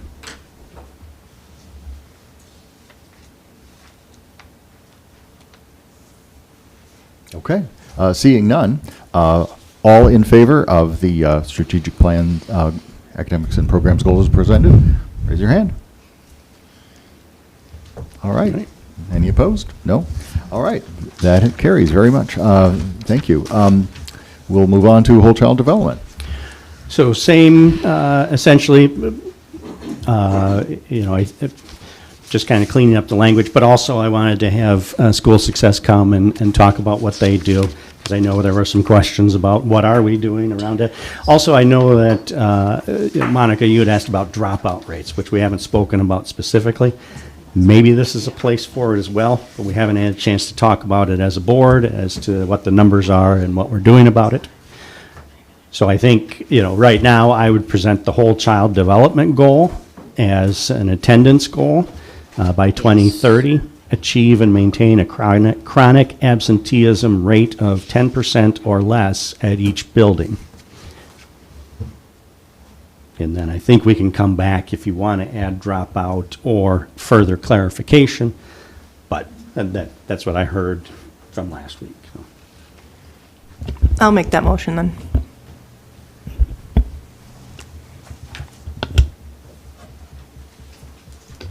I would offer support. Okay. We have a motion and support. Further discussion?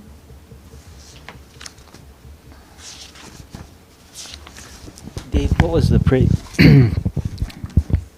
report back time? Was it October on that as well? And will that work with your numbers? Yes, so that's measured by the state, it's measured annually, so October would be monitoring progress. Okay. Now, school success, we can talk about them coming and presenting their information throughout the year on a more frequent basis. Probably quarterly, that would be the most frequent, I would think, because we want to give them time to show, growth, but. Could we do it semester rather than? Yeah.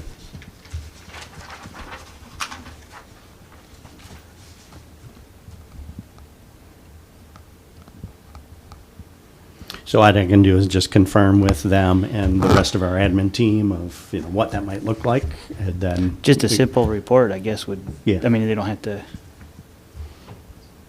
That could be forwarded through you, I would assume. Yeah.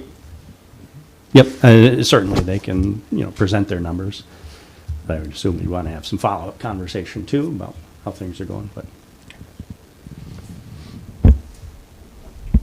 Does that change our motion?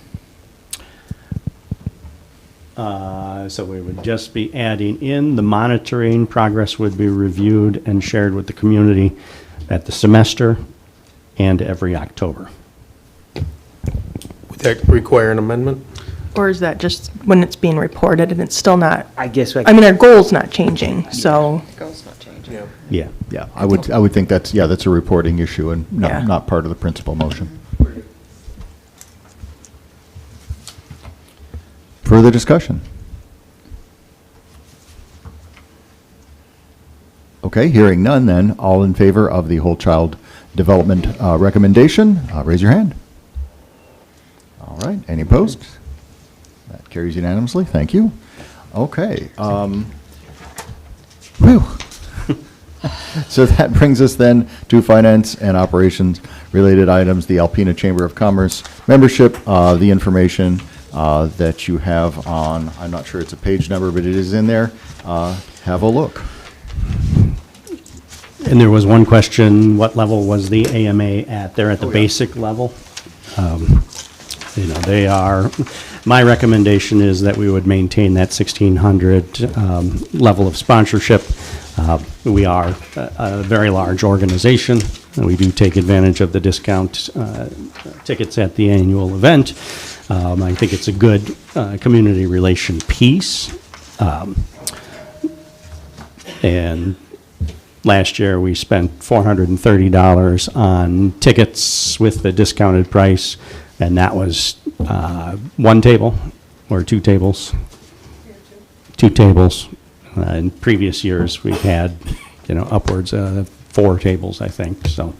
So to be clear, administration believes this is a good use of district funds? I do, yes. Then I would offer the motion. Support. Okay, we have motion and support. Is this coming out of our restricted funds or unrestricted? General fund. General funds. Oh, that per, Unrestricted, yes. so that's a per pupil fund then?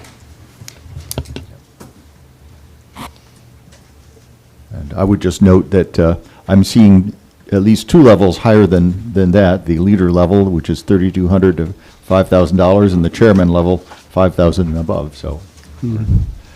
We are a large organization, but we're not even at the top of that scale. Further discussion, comments? The partnership level, does that also include anything at the sponsor level? Like, I'm just looking at additional marketing listed as listed as a sponsor level member? That's also included. Anything that's on the sponsor is also included? Yeah, it's in an the add-on. Okay. Yeah. All right, just want some clarification on that. Thank you.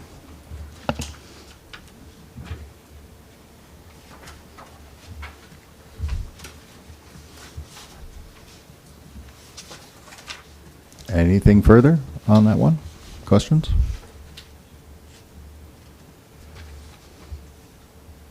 All right, seeing no further questions, let's have a roll call on that.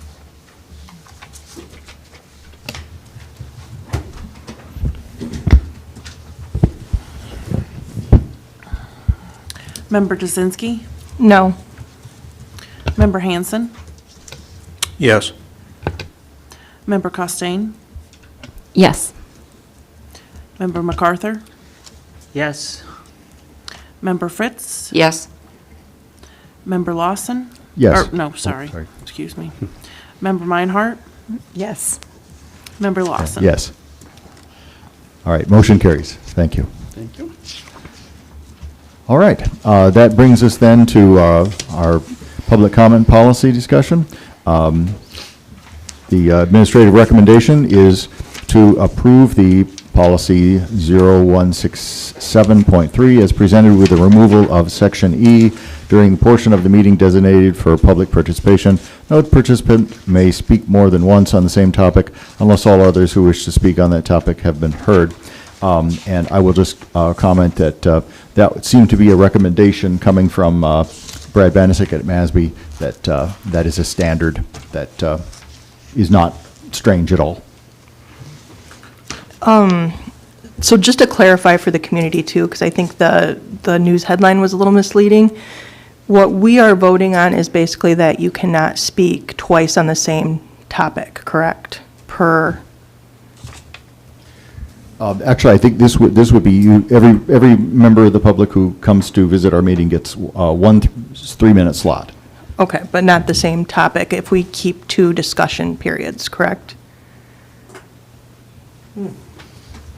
I mean, to me, you guys set the agenda, and it's in our bylaws that you guys make the agenda, so it'd be up to you whether or not we keep one or two, not necessarily a policy from us. But my understanding is this policy is saying you're not speaking twice on the same subject, even if you have two separate public comments. It doesn't, sections. the policy doesn't really make a strong statement on that, except that it makes it possible to keep to that single comment time and to make it clear that you get 1 3-minute segment, per visit, basically. Okay, depending if we have one or two. Yes, Okay. yes.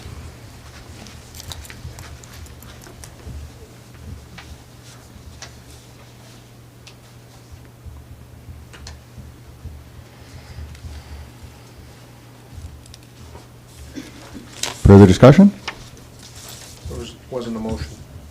Well, Oh, no, there isn't yet, but, I'll make the motion then so we can open up discussion. Motion to approve the policy 0167.3 is presented with removal of E. Second. now we can talk some more. Anna, would you mind mentioning what you said earlier about what that wording should look like as it stands?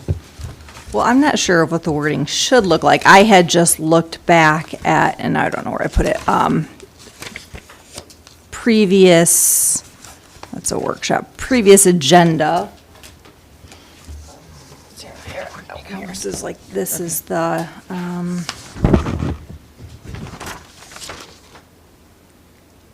this is our August agenda, so the second, I don't think the first public comment, do you want the language about the, I was referring to, I believe, and please forgive me if Yep. I'm saying this wrong, but the first comment section would be related to agenda items only, so that can be addressed prior to us having discussions on those issues, limited to 3 minutes, and then the follow-up section would be basically for anything. right, yep. Is The that first one what didn't necessarily clarify, it was just open, and we've never really held anyone to it, but the language has always been, this portion of the meeting is limited to 30 minutes and is intended for comments other than on the agenda. I mean, I guess I can see there's validity in, and I'm thinking out loud here, folks, so please don't stick a pitchfork in me yet. The comment prior to discussion on items, as long as it's limited to agenda discussion, would certainly be a reasonable approach so that we can hear community input and then discuss and vote. However, then opening it up for further discussion, true. However, in line with what this policy or the actual motion on the table is simply the fact that there'd be limited to 3 minutes on one topic. So regardless of when you speak, as long as you don't talk on one topic over and over again. Is that what I'm understanding is correct? Because this policy that we're voting on does not actually talk anything about having to. No, it does not. Correct. No, Okay, so no, you're this- not limiting. We can, if we at some point decide, oh yeah, we need that second public comment later in the meeting, we absolutely can do that. Okay, so we're simply voting on the fact you can't talk twice on the same topic. That's correct. Okay, very good. Well, we're removing that language, so it becomes, it removes the expectation that everybody can come up and talk, many times on different topics. It's just eliminating that, stating that that is a standard. So again, the sort of industry standard is that everybody gets 3 minutes, and that's it. So that's really all we're looking to do.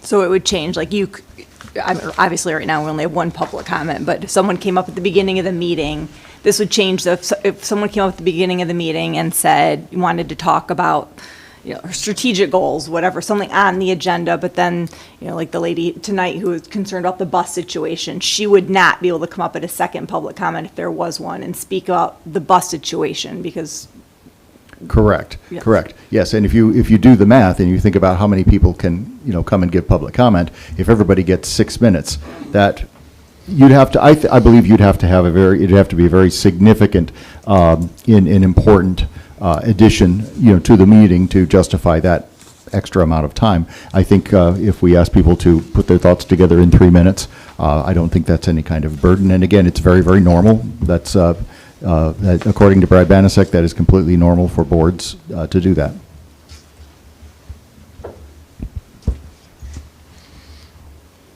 Do we feel like it's been abused?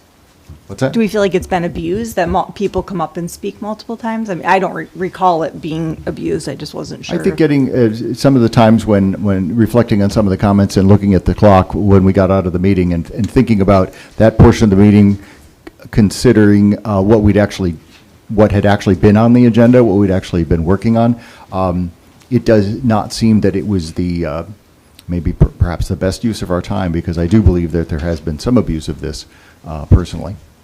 But that's just my own personal comment.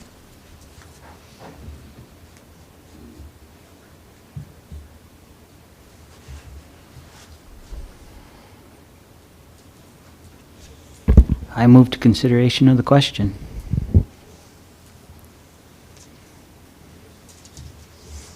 If anybody else has anything else to offer, I'll allow it. But I was going to say, I got the floor now. well, if you have more to say, No, but I mean. yes, I understand. Okay. But are there any other thoughts or comments on this?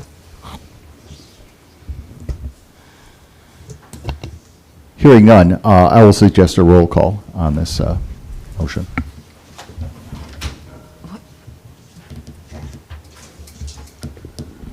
Are we removing E, or are we?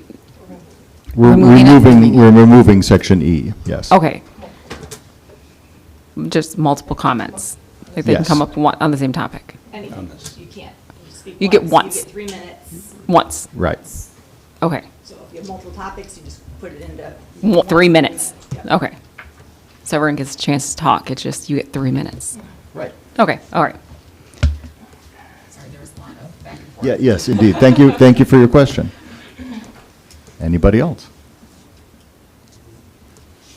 Okay, let's proceed. Member Hanson? Aye. Member Costain? Aye. Member MacArthur? Aye. Member Fritz? No. Member Meinhardt? No. Member Dzinski? Aye. Member Lawson? Aye. Motion carried. Thank you. The next item is use of social media.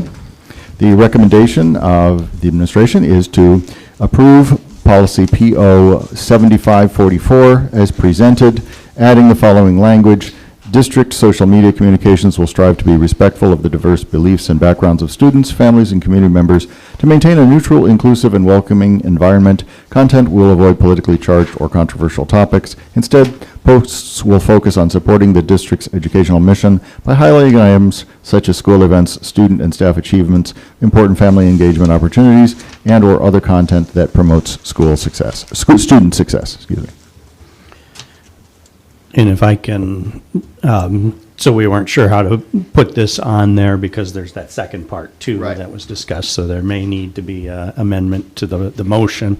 But that would be the following sentence. It speaks about the board has editorial control, and the board was discussing removing or stopping the sentence at, I don't have it in front of me now, but it continued to say pedagogical content, and the recommendation or the change being considered was putting the period right before that. So the board essentially has editorial control, not in that specific circumstance. Right, right. Yeah, that was the, just the omission of that. There was a period after editorial control, I believe. Yeah, there's, do you have that handy? It's the last, second to last page. Nope, got it.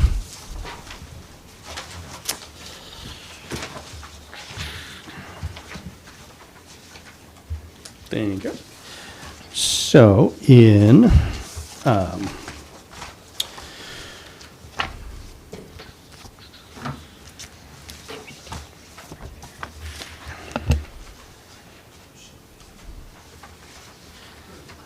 Yeah, it is. It's the next sentence. It would be, the district may exercise editorial control over the style and content of student speech on district-approved social media, period. That's what was discussed at the last meeting. Yeah. So that would be part of the recommendation, to truncate that sentence as discussed previously. Okay, I'll make the motion because I think I got it here. Motion to approve the policy 7544 as presented, adding the following language as read, and then stopping at district-approved social media, period.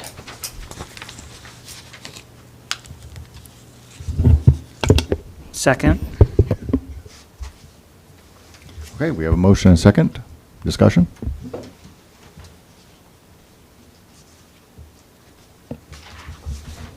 So who will have editorial control?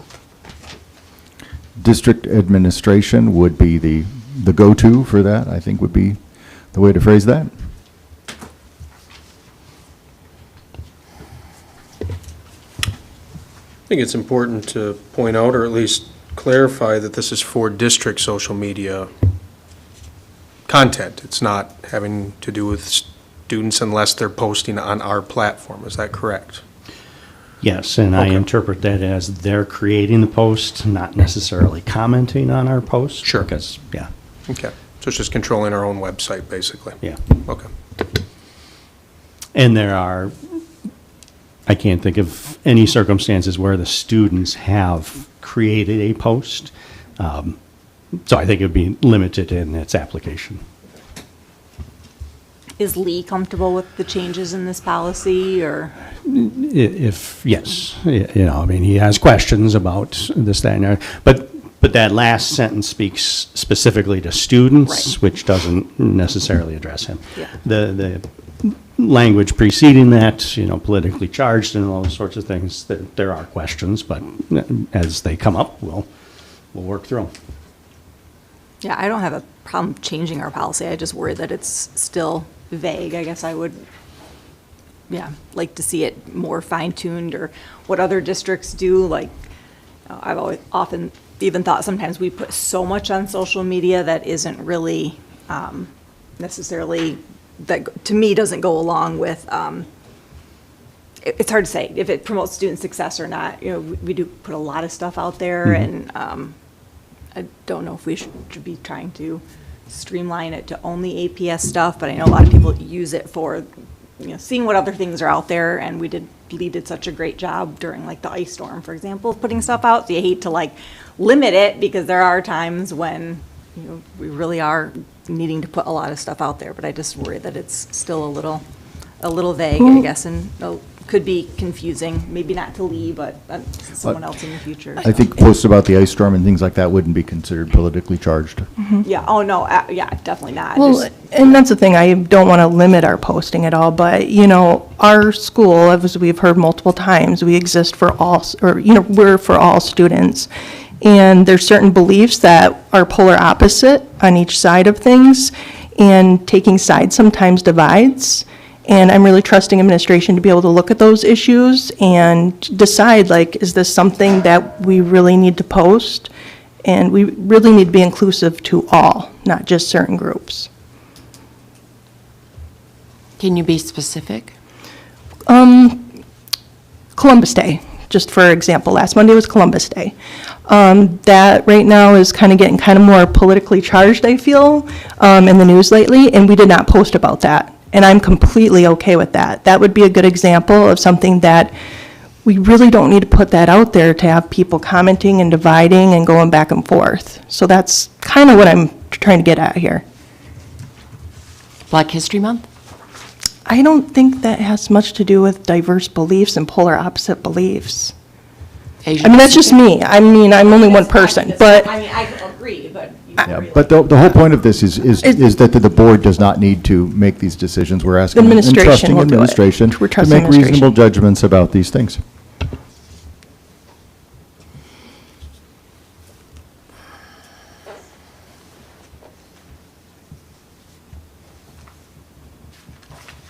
Sensing there's no further discussion?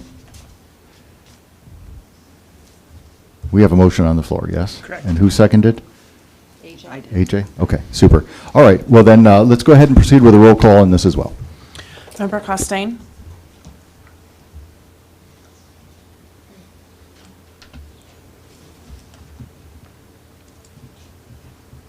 Aye. Member MacArthur? Aye. Member Fritz? No. Member Meinhardt? No. Member Dzinski? Aye. Member Hanson? Aye. Member Lawson? Aye. Motion carried, thank you. We'll move along to new business, and that is our human resources update.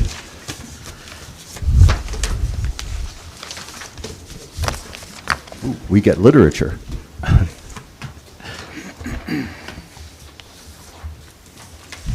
We have two HR reports tonight.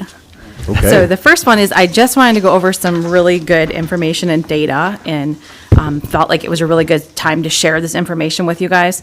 The first one is that our UKG system was implemented October 17th.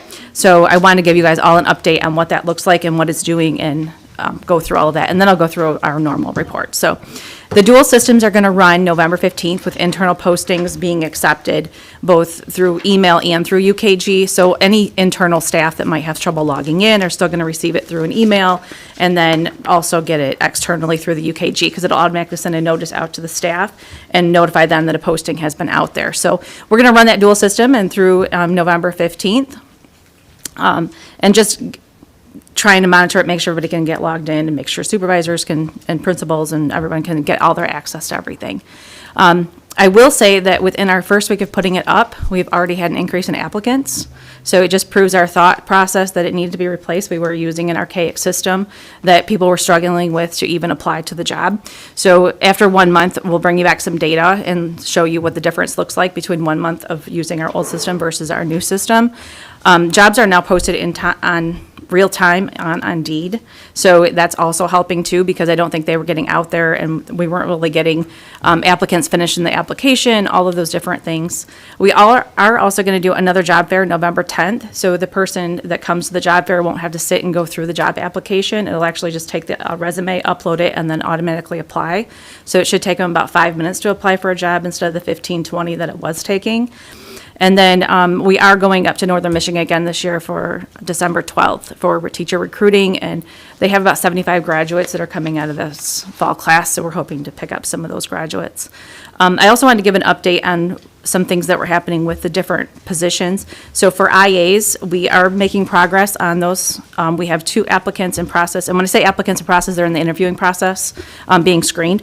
And then offered and hired, we do have 3 that will be starting here shortly. We have 5.5 special ed teachers, 2 applicants in process, and 1 is in the hiring process. We do have 5 teachers. 1 is a new position that just recently became vacated that we're going to have to look at how to fill. The others have long-term subs, and we're just working through that. The food service has 3 openings, 2 are floats, and then 1 at the high school that just recently resigned. But we already have 5 applicants in that process as well. Custodians, we have 4 with some changes that we made. We'll end up, we're guessing, with 4 positions because we expect some bidding and moving around with the restructuring that we've done.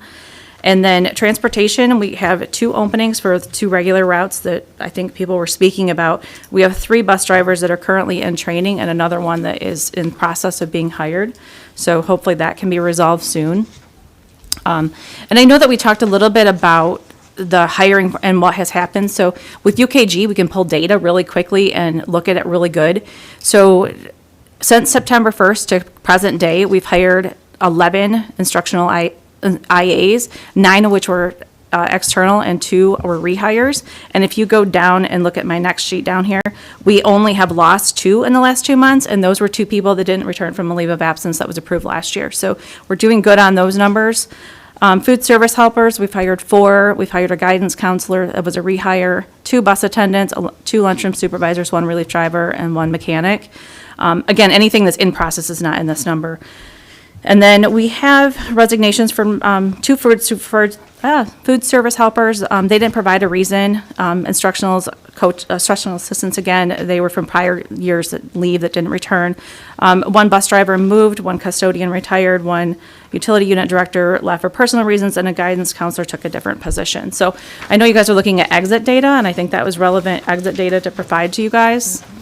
One of the other things I wanted to show is that we have 34 people on leave right now that is either intermittent or ongoing or pending, which does impact staffing, I think, more than sometimes our recruiting does, because these are people that might not be here in the building.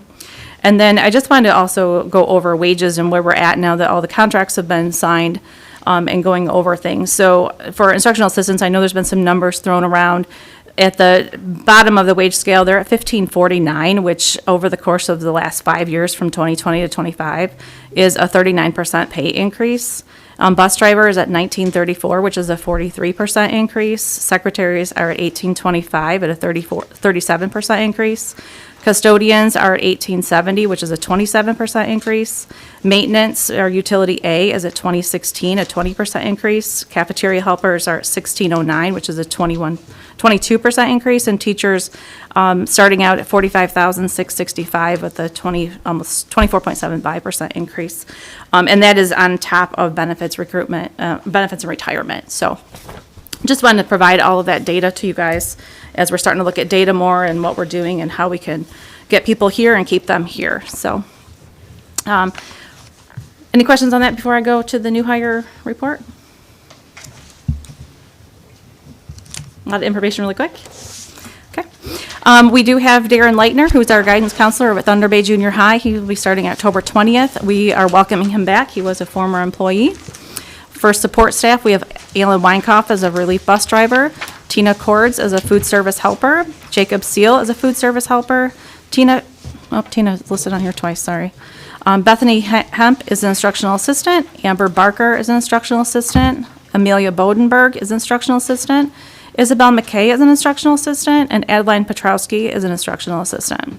I don't think it was listed twice. One was Tina and one's Tiffany, is that right? Oh, yep. Yeah. Yep, sorry about that. Tiffany. Yep. Thank you. And then for resignations, I really do apologize. I do not know how to say this bus driver's name. If anyone knows how to say that, please do so. Lagorza? Oh, I'll just say that. Yeah, I do not know how to say her name, and I apologize for that. Karen Kohowski, Cheryl Weckworth, Natasha Donikowski, and I think we missed Emily Wurr. She is our guidance counselor that left September 26th in a previous report. So from here, we just need recommendation to hire Darren back.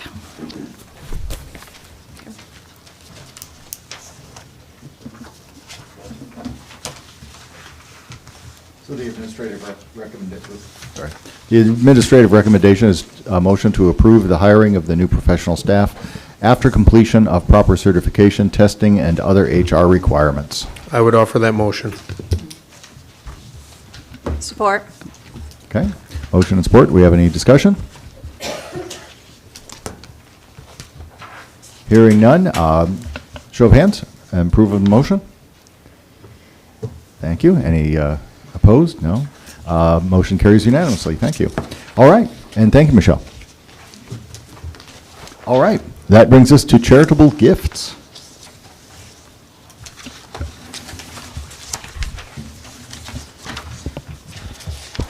All right. The Besser Foundation gave a generous monetary donation valued at $2,000 or $20,000 as part of a small grant program to support Alpena Public School Districts. Mr. Philip Straley gave a generous monetary donation valued at $2,000 to support the Alpena High School girls golf team purchase of push carts. Sarah Costain generously donated 15 to 20 gift baskets valued at $550 to support the Alpena High School Kaput freshman bash. St. Paul Lutheran's Church of Alpena generously donated school supplies valued at $200 to support the students of Besser Elementary. Alpena Sheriff's Department and citizens of Alpena generously donated school supplies valued at $825 to support the students of Alpena High School. Star Staffing of Alpena generously donated school supplies for students valued at $380 to support the students of Alpena High School. Sanctuary Sweets LLC generously donated 2 coupons for 1 dozen donuts valued at $40 to support the students of Lincoln Elementary's pancake breakfast and basket raffle.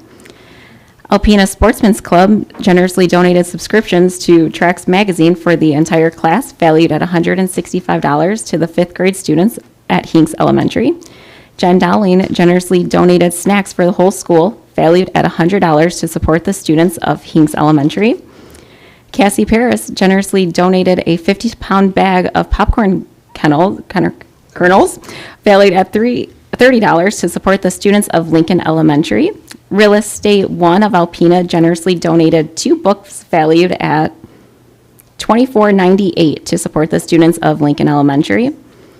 Author Michelle Coolrich generously donated 19 children's books valued at $265 to Miss Ross's kindergarten class, supporting the students of Hink Elementary. Carl Momrick, with the Alpena Community College women's basketball team, generously donated 10 used basketballs for playground use to support the students of Hink Elementary. Lynina Melberg generously donated 4 soccer balls to playground use valued at $80 to support the students of Besser Elementary. Lori Stephen generously donated 2 books for the library valued at $35 to support the students of Besser Elementary. Banner Realty of Alpena generously donated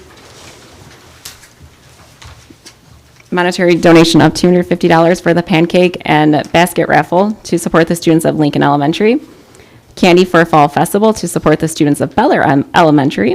And TJ Ho's State Farm Insurance Agency generously donated backpacks and school supplies valued at $60 to support the students of Besser Elementary, backpacks and school supplies valued at $50 to support the students of Alpena High School. Recommendations, motion to accept the gifts listed above with gratitude and a thank you to the donors in writing for their generous gifts. That was a lot. We have a motion. We have a motion. Is there support? Second. Okay. Yeah, we have a generous community. They're very wonderful. Any discussion of the motion to accept the gifts? All right, show of hands in favor of the motion. Thank you. Any opposed? Nope. Carries unanimously. Thank you very much. All right. Information and proposals. Letters of communication summary? And just if you saw an email early this morning, that email was later rescinded in the day. So if you didn't see that, it was rescinded. So. Okay. Then that would bring us to reports and information from the superintendent. Superintendent update. Sure. I'll keep it brief because, time. There's no Lions game tonight. But it's hard to believe we are looking at parent-teacher conferences this week. And as some of us discovered in this very meeting that November 1st is this Saturday. So we are moving through the school year at breakneck pace, it feels like. But we always encourage parent involvement through parent-teacher conferences, so hope to see everyone out. This works great because Thursday is the evening parent-teacher conferences, and then Friday, no students. It happens to be Halloween, which is always a great idea not to have school on Halloween. And the day after, which is now Saturday. So all is well with the universe until next year when it'll probably be a Monday and Tuesday and that sort of thing. But I just want to say thanks to the board for great work on the strategic plan goals. I'm excited about that work. And you see that our staff is embedding it in their work as they presented from Besser. It's always great to see the kids come out and hear from the building. So that's my update. Thank you very much. Any questions? Okay. Then that brings us to information and or questions from board members. Dave, I have one question about that Turning Point chapter. Can you clarify what exactly that will be look like? I can't at this point. Okay. in my last conversation with Mr. Bordage, students were interested in starting it, and if it is an actual chapter, then we typically don't embed those in the school day. So we would just be offering the space of the high school classrooms for this group to meet. Will that also be like one of the clubs in the handbook or not? No, I don't believe so. I don't, why I say I don't believe so, I don't think they've officially come forward yet with a proposal other than a conversation with Mr. Bordage. Okay. So I have to get confirmation from him. Have they actually, signed on the dotted line to speak, so to speak? Okay, thank you.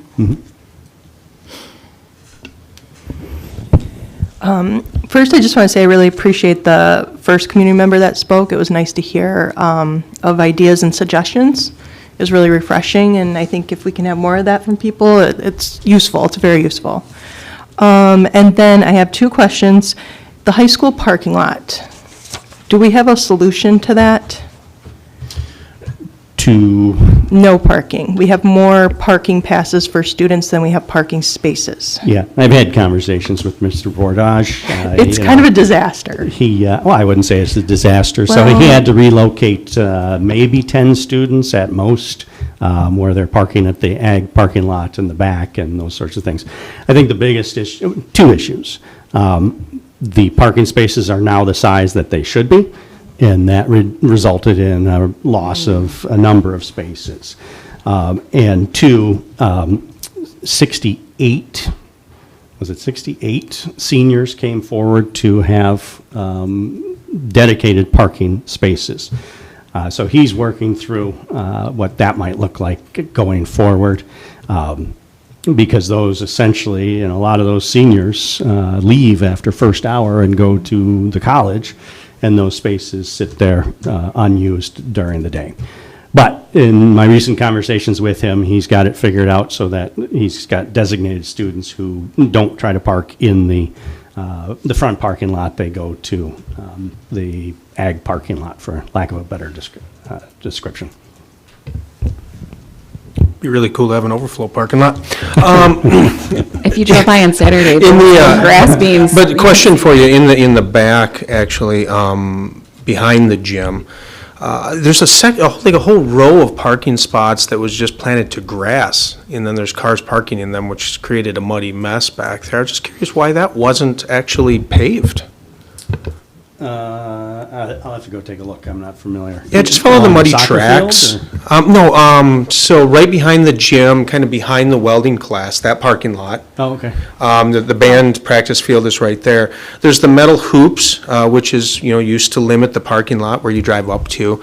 And then they've planted new grass along that and along the front, which would have been pretty, except the fact that people are using those as parking spots and it's been raining. So you'll see the muddy tracks in and out of there. Yeah. So I'll take a look. At Hinks, for example, there was the parking habit that existed of, I don't know my direction, I guess it's to the north side of the parking lot that we put in. And so we did have to go back and we did gravel originally because the parking lot was built and then people continued to park on a grassy area where they had parked prior. And so we put gravel and then we ended up paving that. Possible that a solution at the high school would be similar to that, making an extra row of it.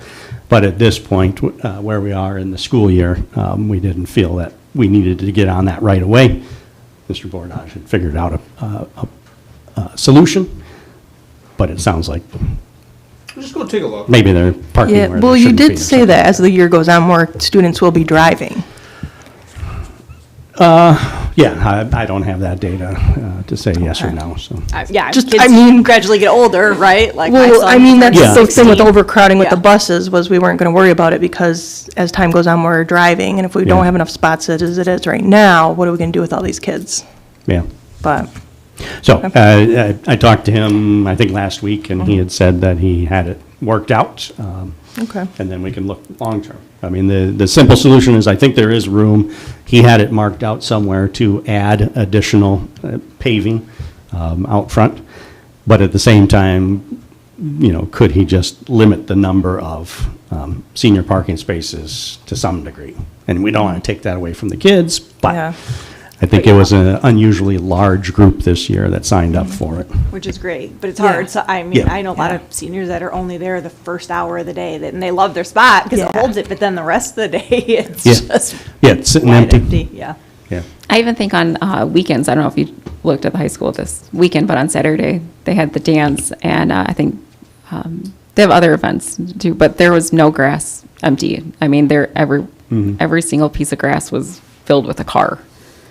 So, I mean, just not just school use, but anytime that there's an event at the high school. Yeah. But it looks really nice. It does. And there's a lot less fender benders. Yeah. Having that foot or whatever they added to the park, and actually having marked parking spaces helps instead of gravel. And the drop-off's working well. I've been using it. Yeah. Yep. And then I got one more question. I just want to know what you guys think about the anything but a backpack day, because we got a couple emails on that. I saw one, and health issues and those sorts of things. I don't know. Were you asking me or I mean, I the didn't. rest of the board? I mean, I don't want to be like a party pooper here, but I got thinking about it and looking at some of the items, and we might want to. I mean, were there blades still on that lawnmower? There's a lot of questions kind of now that it was brought to light that it's like maybe some guardrails might be a good idea. Yeah. Sure. We certainly can. I think they do talk about like some limits. I don't know what that conversation looks like, but Yeah, it's fun. I mean, my kid will love it, but yeah, I mean, maybe some guardrails. It does seem like a kayak, like some of those things you wonder, like, how are they getting them from class to class, and where are they going once they're in the class, and, Yeah, I don't disagree, but Also, help with if those they guardrails, think they can handle it, yeah. if you put guardrails up, they're going to find a way to work around it. And how do we structure it so that it is? I mean, obviously, safety is a top priority, but This is exclusive at the high school? Or is it- yes. Yeah, so maybe that would be a question for Romeo to just comment on, how disruptive was it really, and would you like to, Yeah. I mean, they do it every year, so it's not, must not obviously be huge disruption issue, or they'd say, okay, we're not doing that again. This right? is actually the first year I've heard anybody talk about it, though. And I wonder if there's a sort of a national interest in bringing even crazier items than the previous year, because I just remember hearing my younger daughter go over some of the things that people were doing around the country, and it was pretty insane. And I do remember, I think there was some stipulation some schools had about the mowers actually not having, spark plugs or something, so you couldn't start them up. Yeah. But anyway. And we may too. I'm just not familiar with them. But- It might be worth looking into, but. And I do think, yes, it's a national trend, and soon something else is probably going to, I think we've been doing it, about 3-4 years, maybe a little bit longer. These days are, well, yeah, Steph, you could probably speak in great detail. I mean, it's student-generated. Leadership. Yeah. Leadership with students, Tuesdays. And I know you weren't there this year, well, yeah. Are there any guardrail safety parameter conversations? I don't know what happens in leadership room. I haven't been part of that, but the posters come out with ideas of what. Got it. So, yeah, I mean, we'll just emphasize safety, and, I mean, my child wanted to bring my youngest child as anything but a backpack. Oh, that's a good idea. I told my son to bring me. I said, I'll be your backpack. Yeah. That's a good idea. Creepy. Yeah. I think we can trust Romeo and the administration to make the safety conditions. This was the first year anyone reached out, Yeah. The kids love it, so. Yep. Oh, no, it is getting a little more than what it was 3 years ago, and, can I don't agree even with know, that. I don't know if Romeo even got that email or not. Did you forward to him? I did forward it Okay. to him, yeah.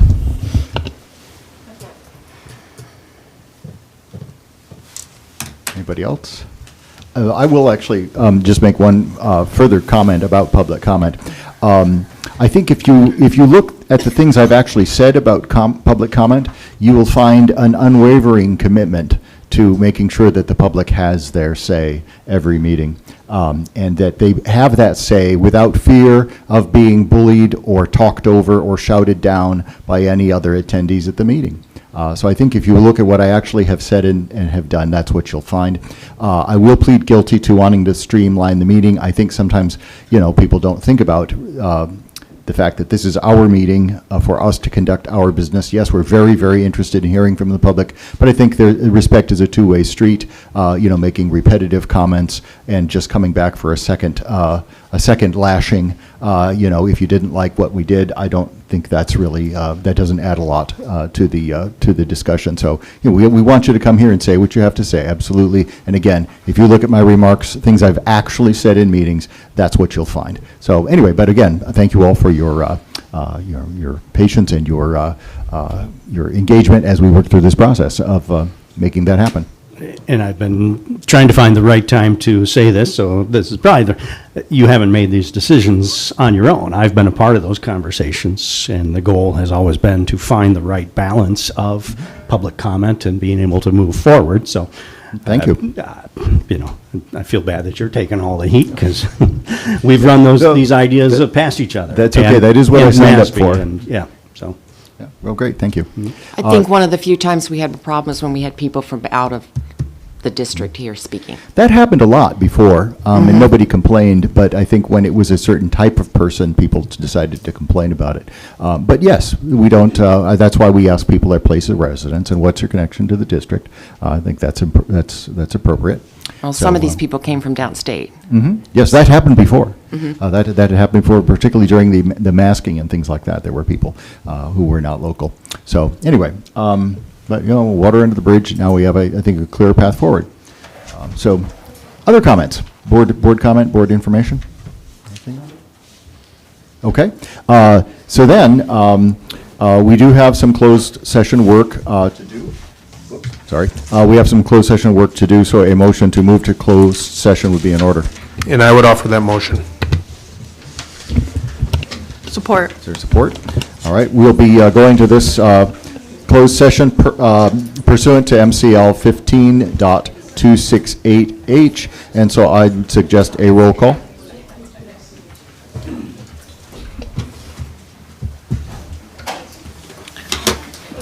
Member Fritz?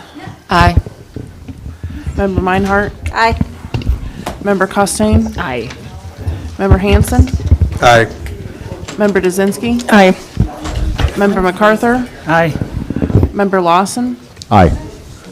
All right, motion carried. If you're in the public and you're interested in what happens later, I don't see anything here. There is a chance that we will have some action, so if you want to stay around and find out what that is, be our guest to come back, but we will be meeting in here, so please step out, but feel free to return when we open the doors.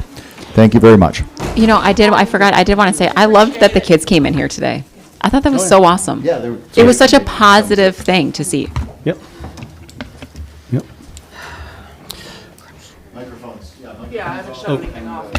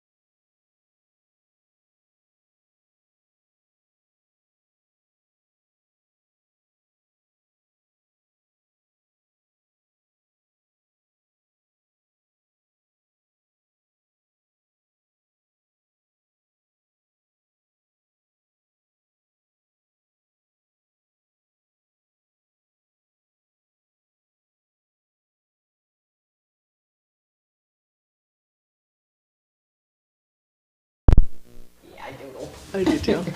Is that as bad as scrolling on our phones? Which is worse? Doesn't count if we're looking for line scores.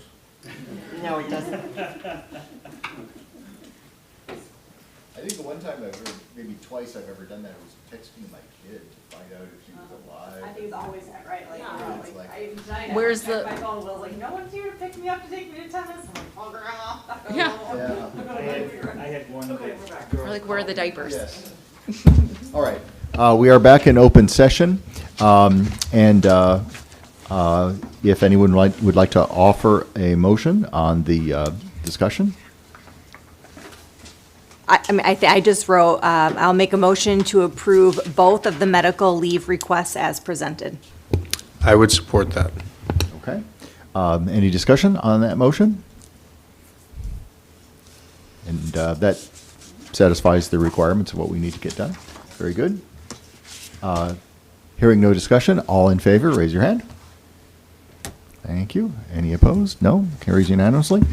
There we go. All right, so then we do have another item for closed session under MCL 15.268, exempt material. I move to closed session. Support. Lots of support for that. All right, so we have a motion and support to move into closed session. Just be on the safe side, let's do a roll call for that as well. Member Meinhardt? Aye. Member Dzinski? Member Hanson? Aye. Member Costain? Aye. Member MacArthur? Aye. Member Fritz? Aye. Member Lawson? Aye. Motion carried. We will go back into closed session.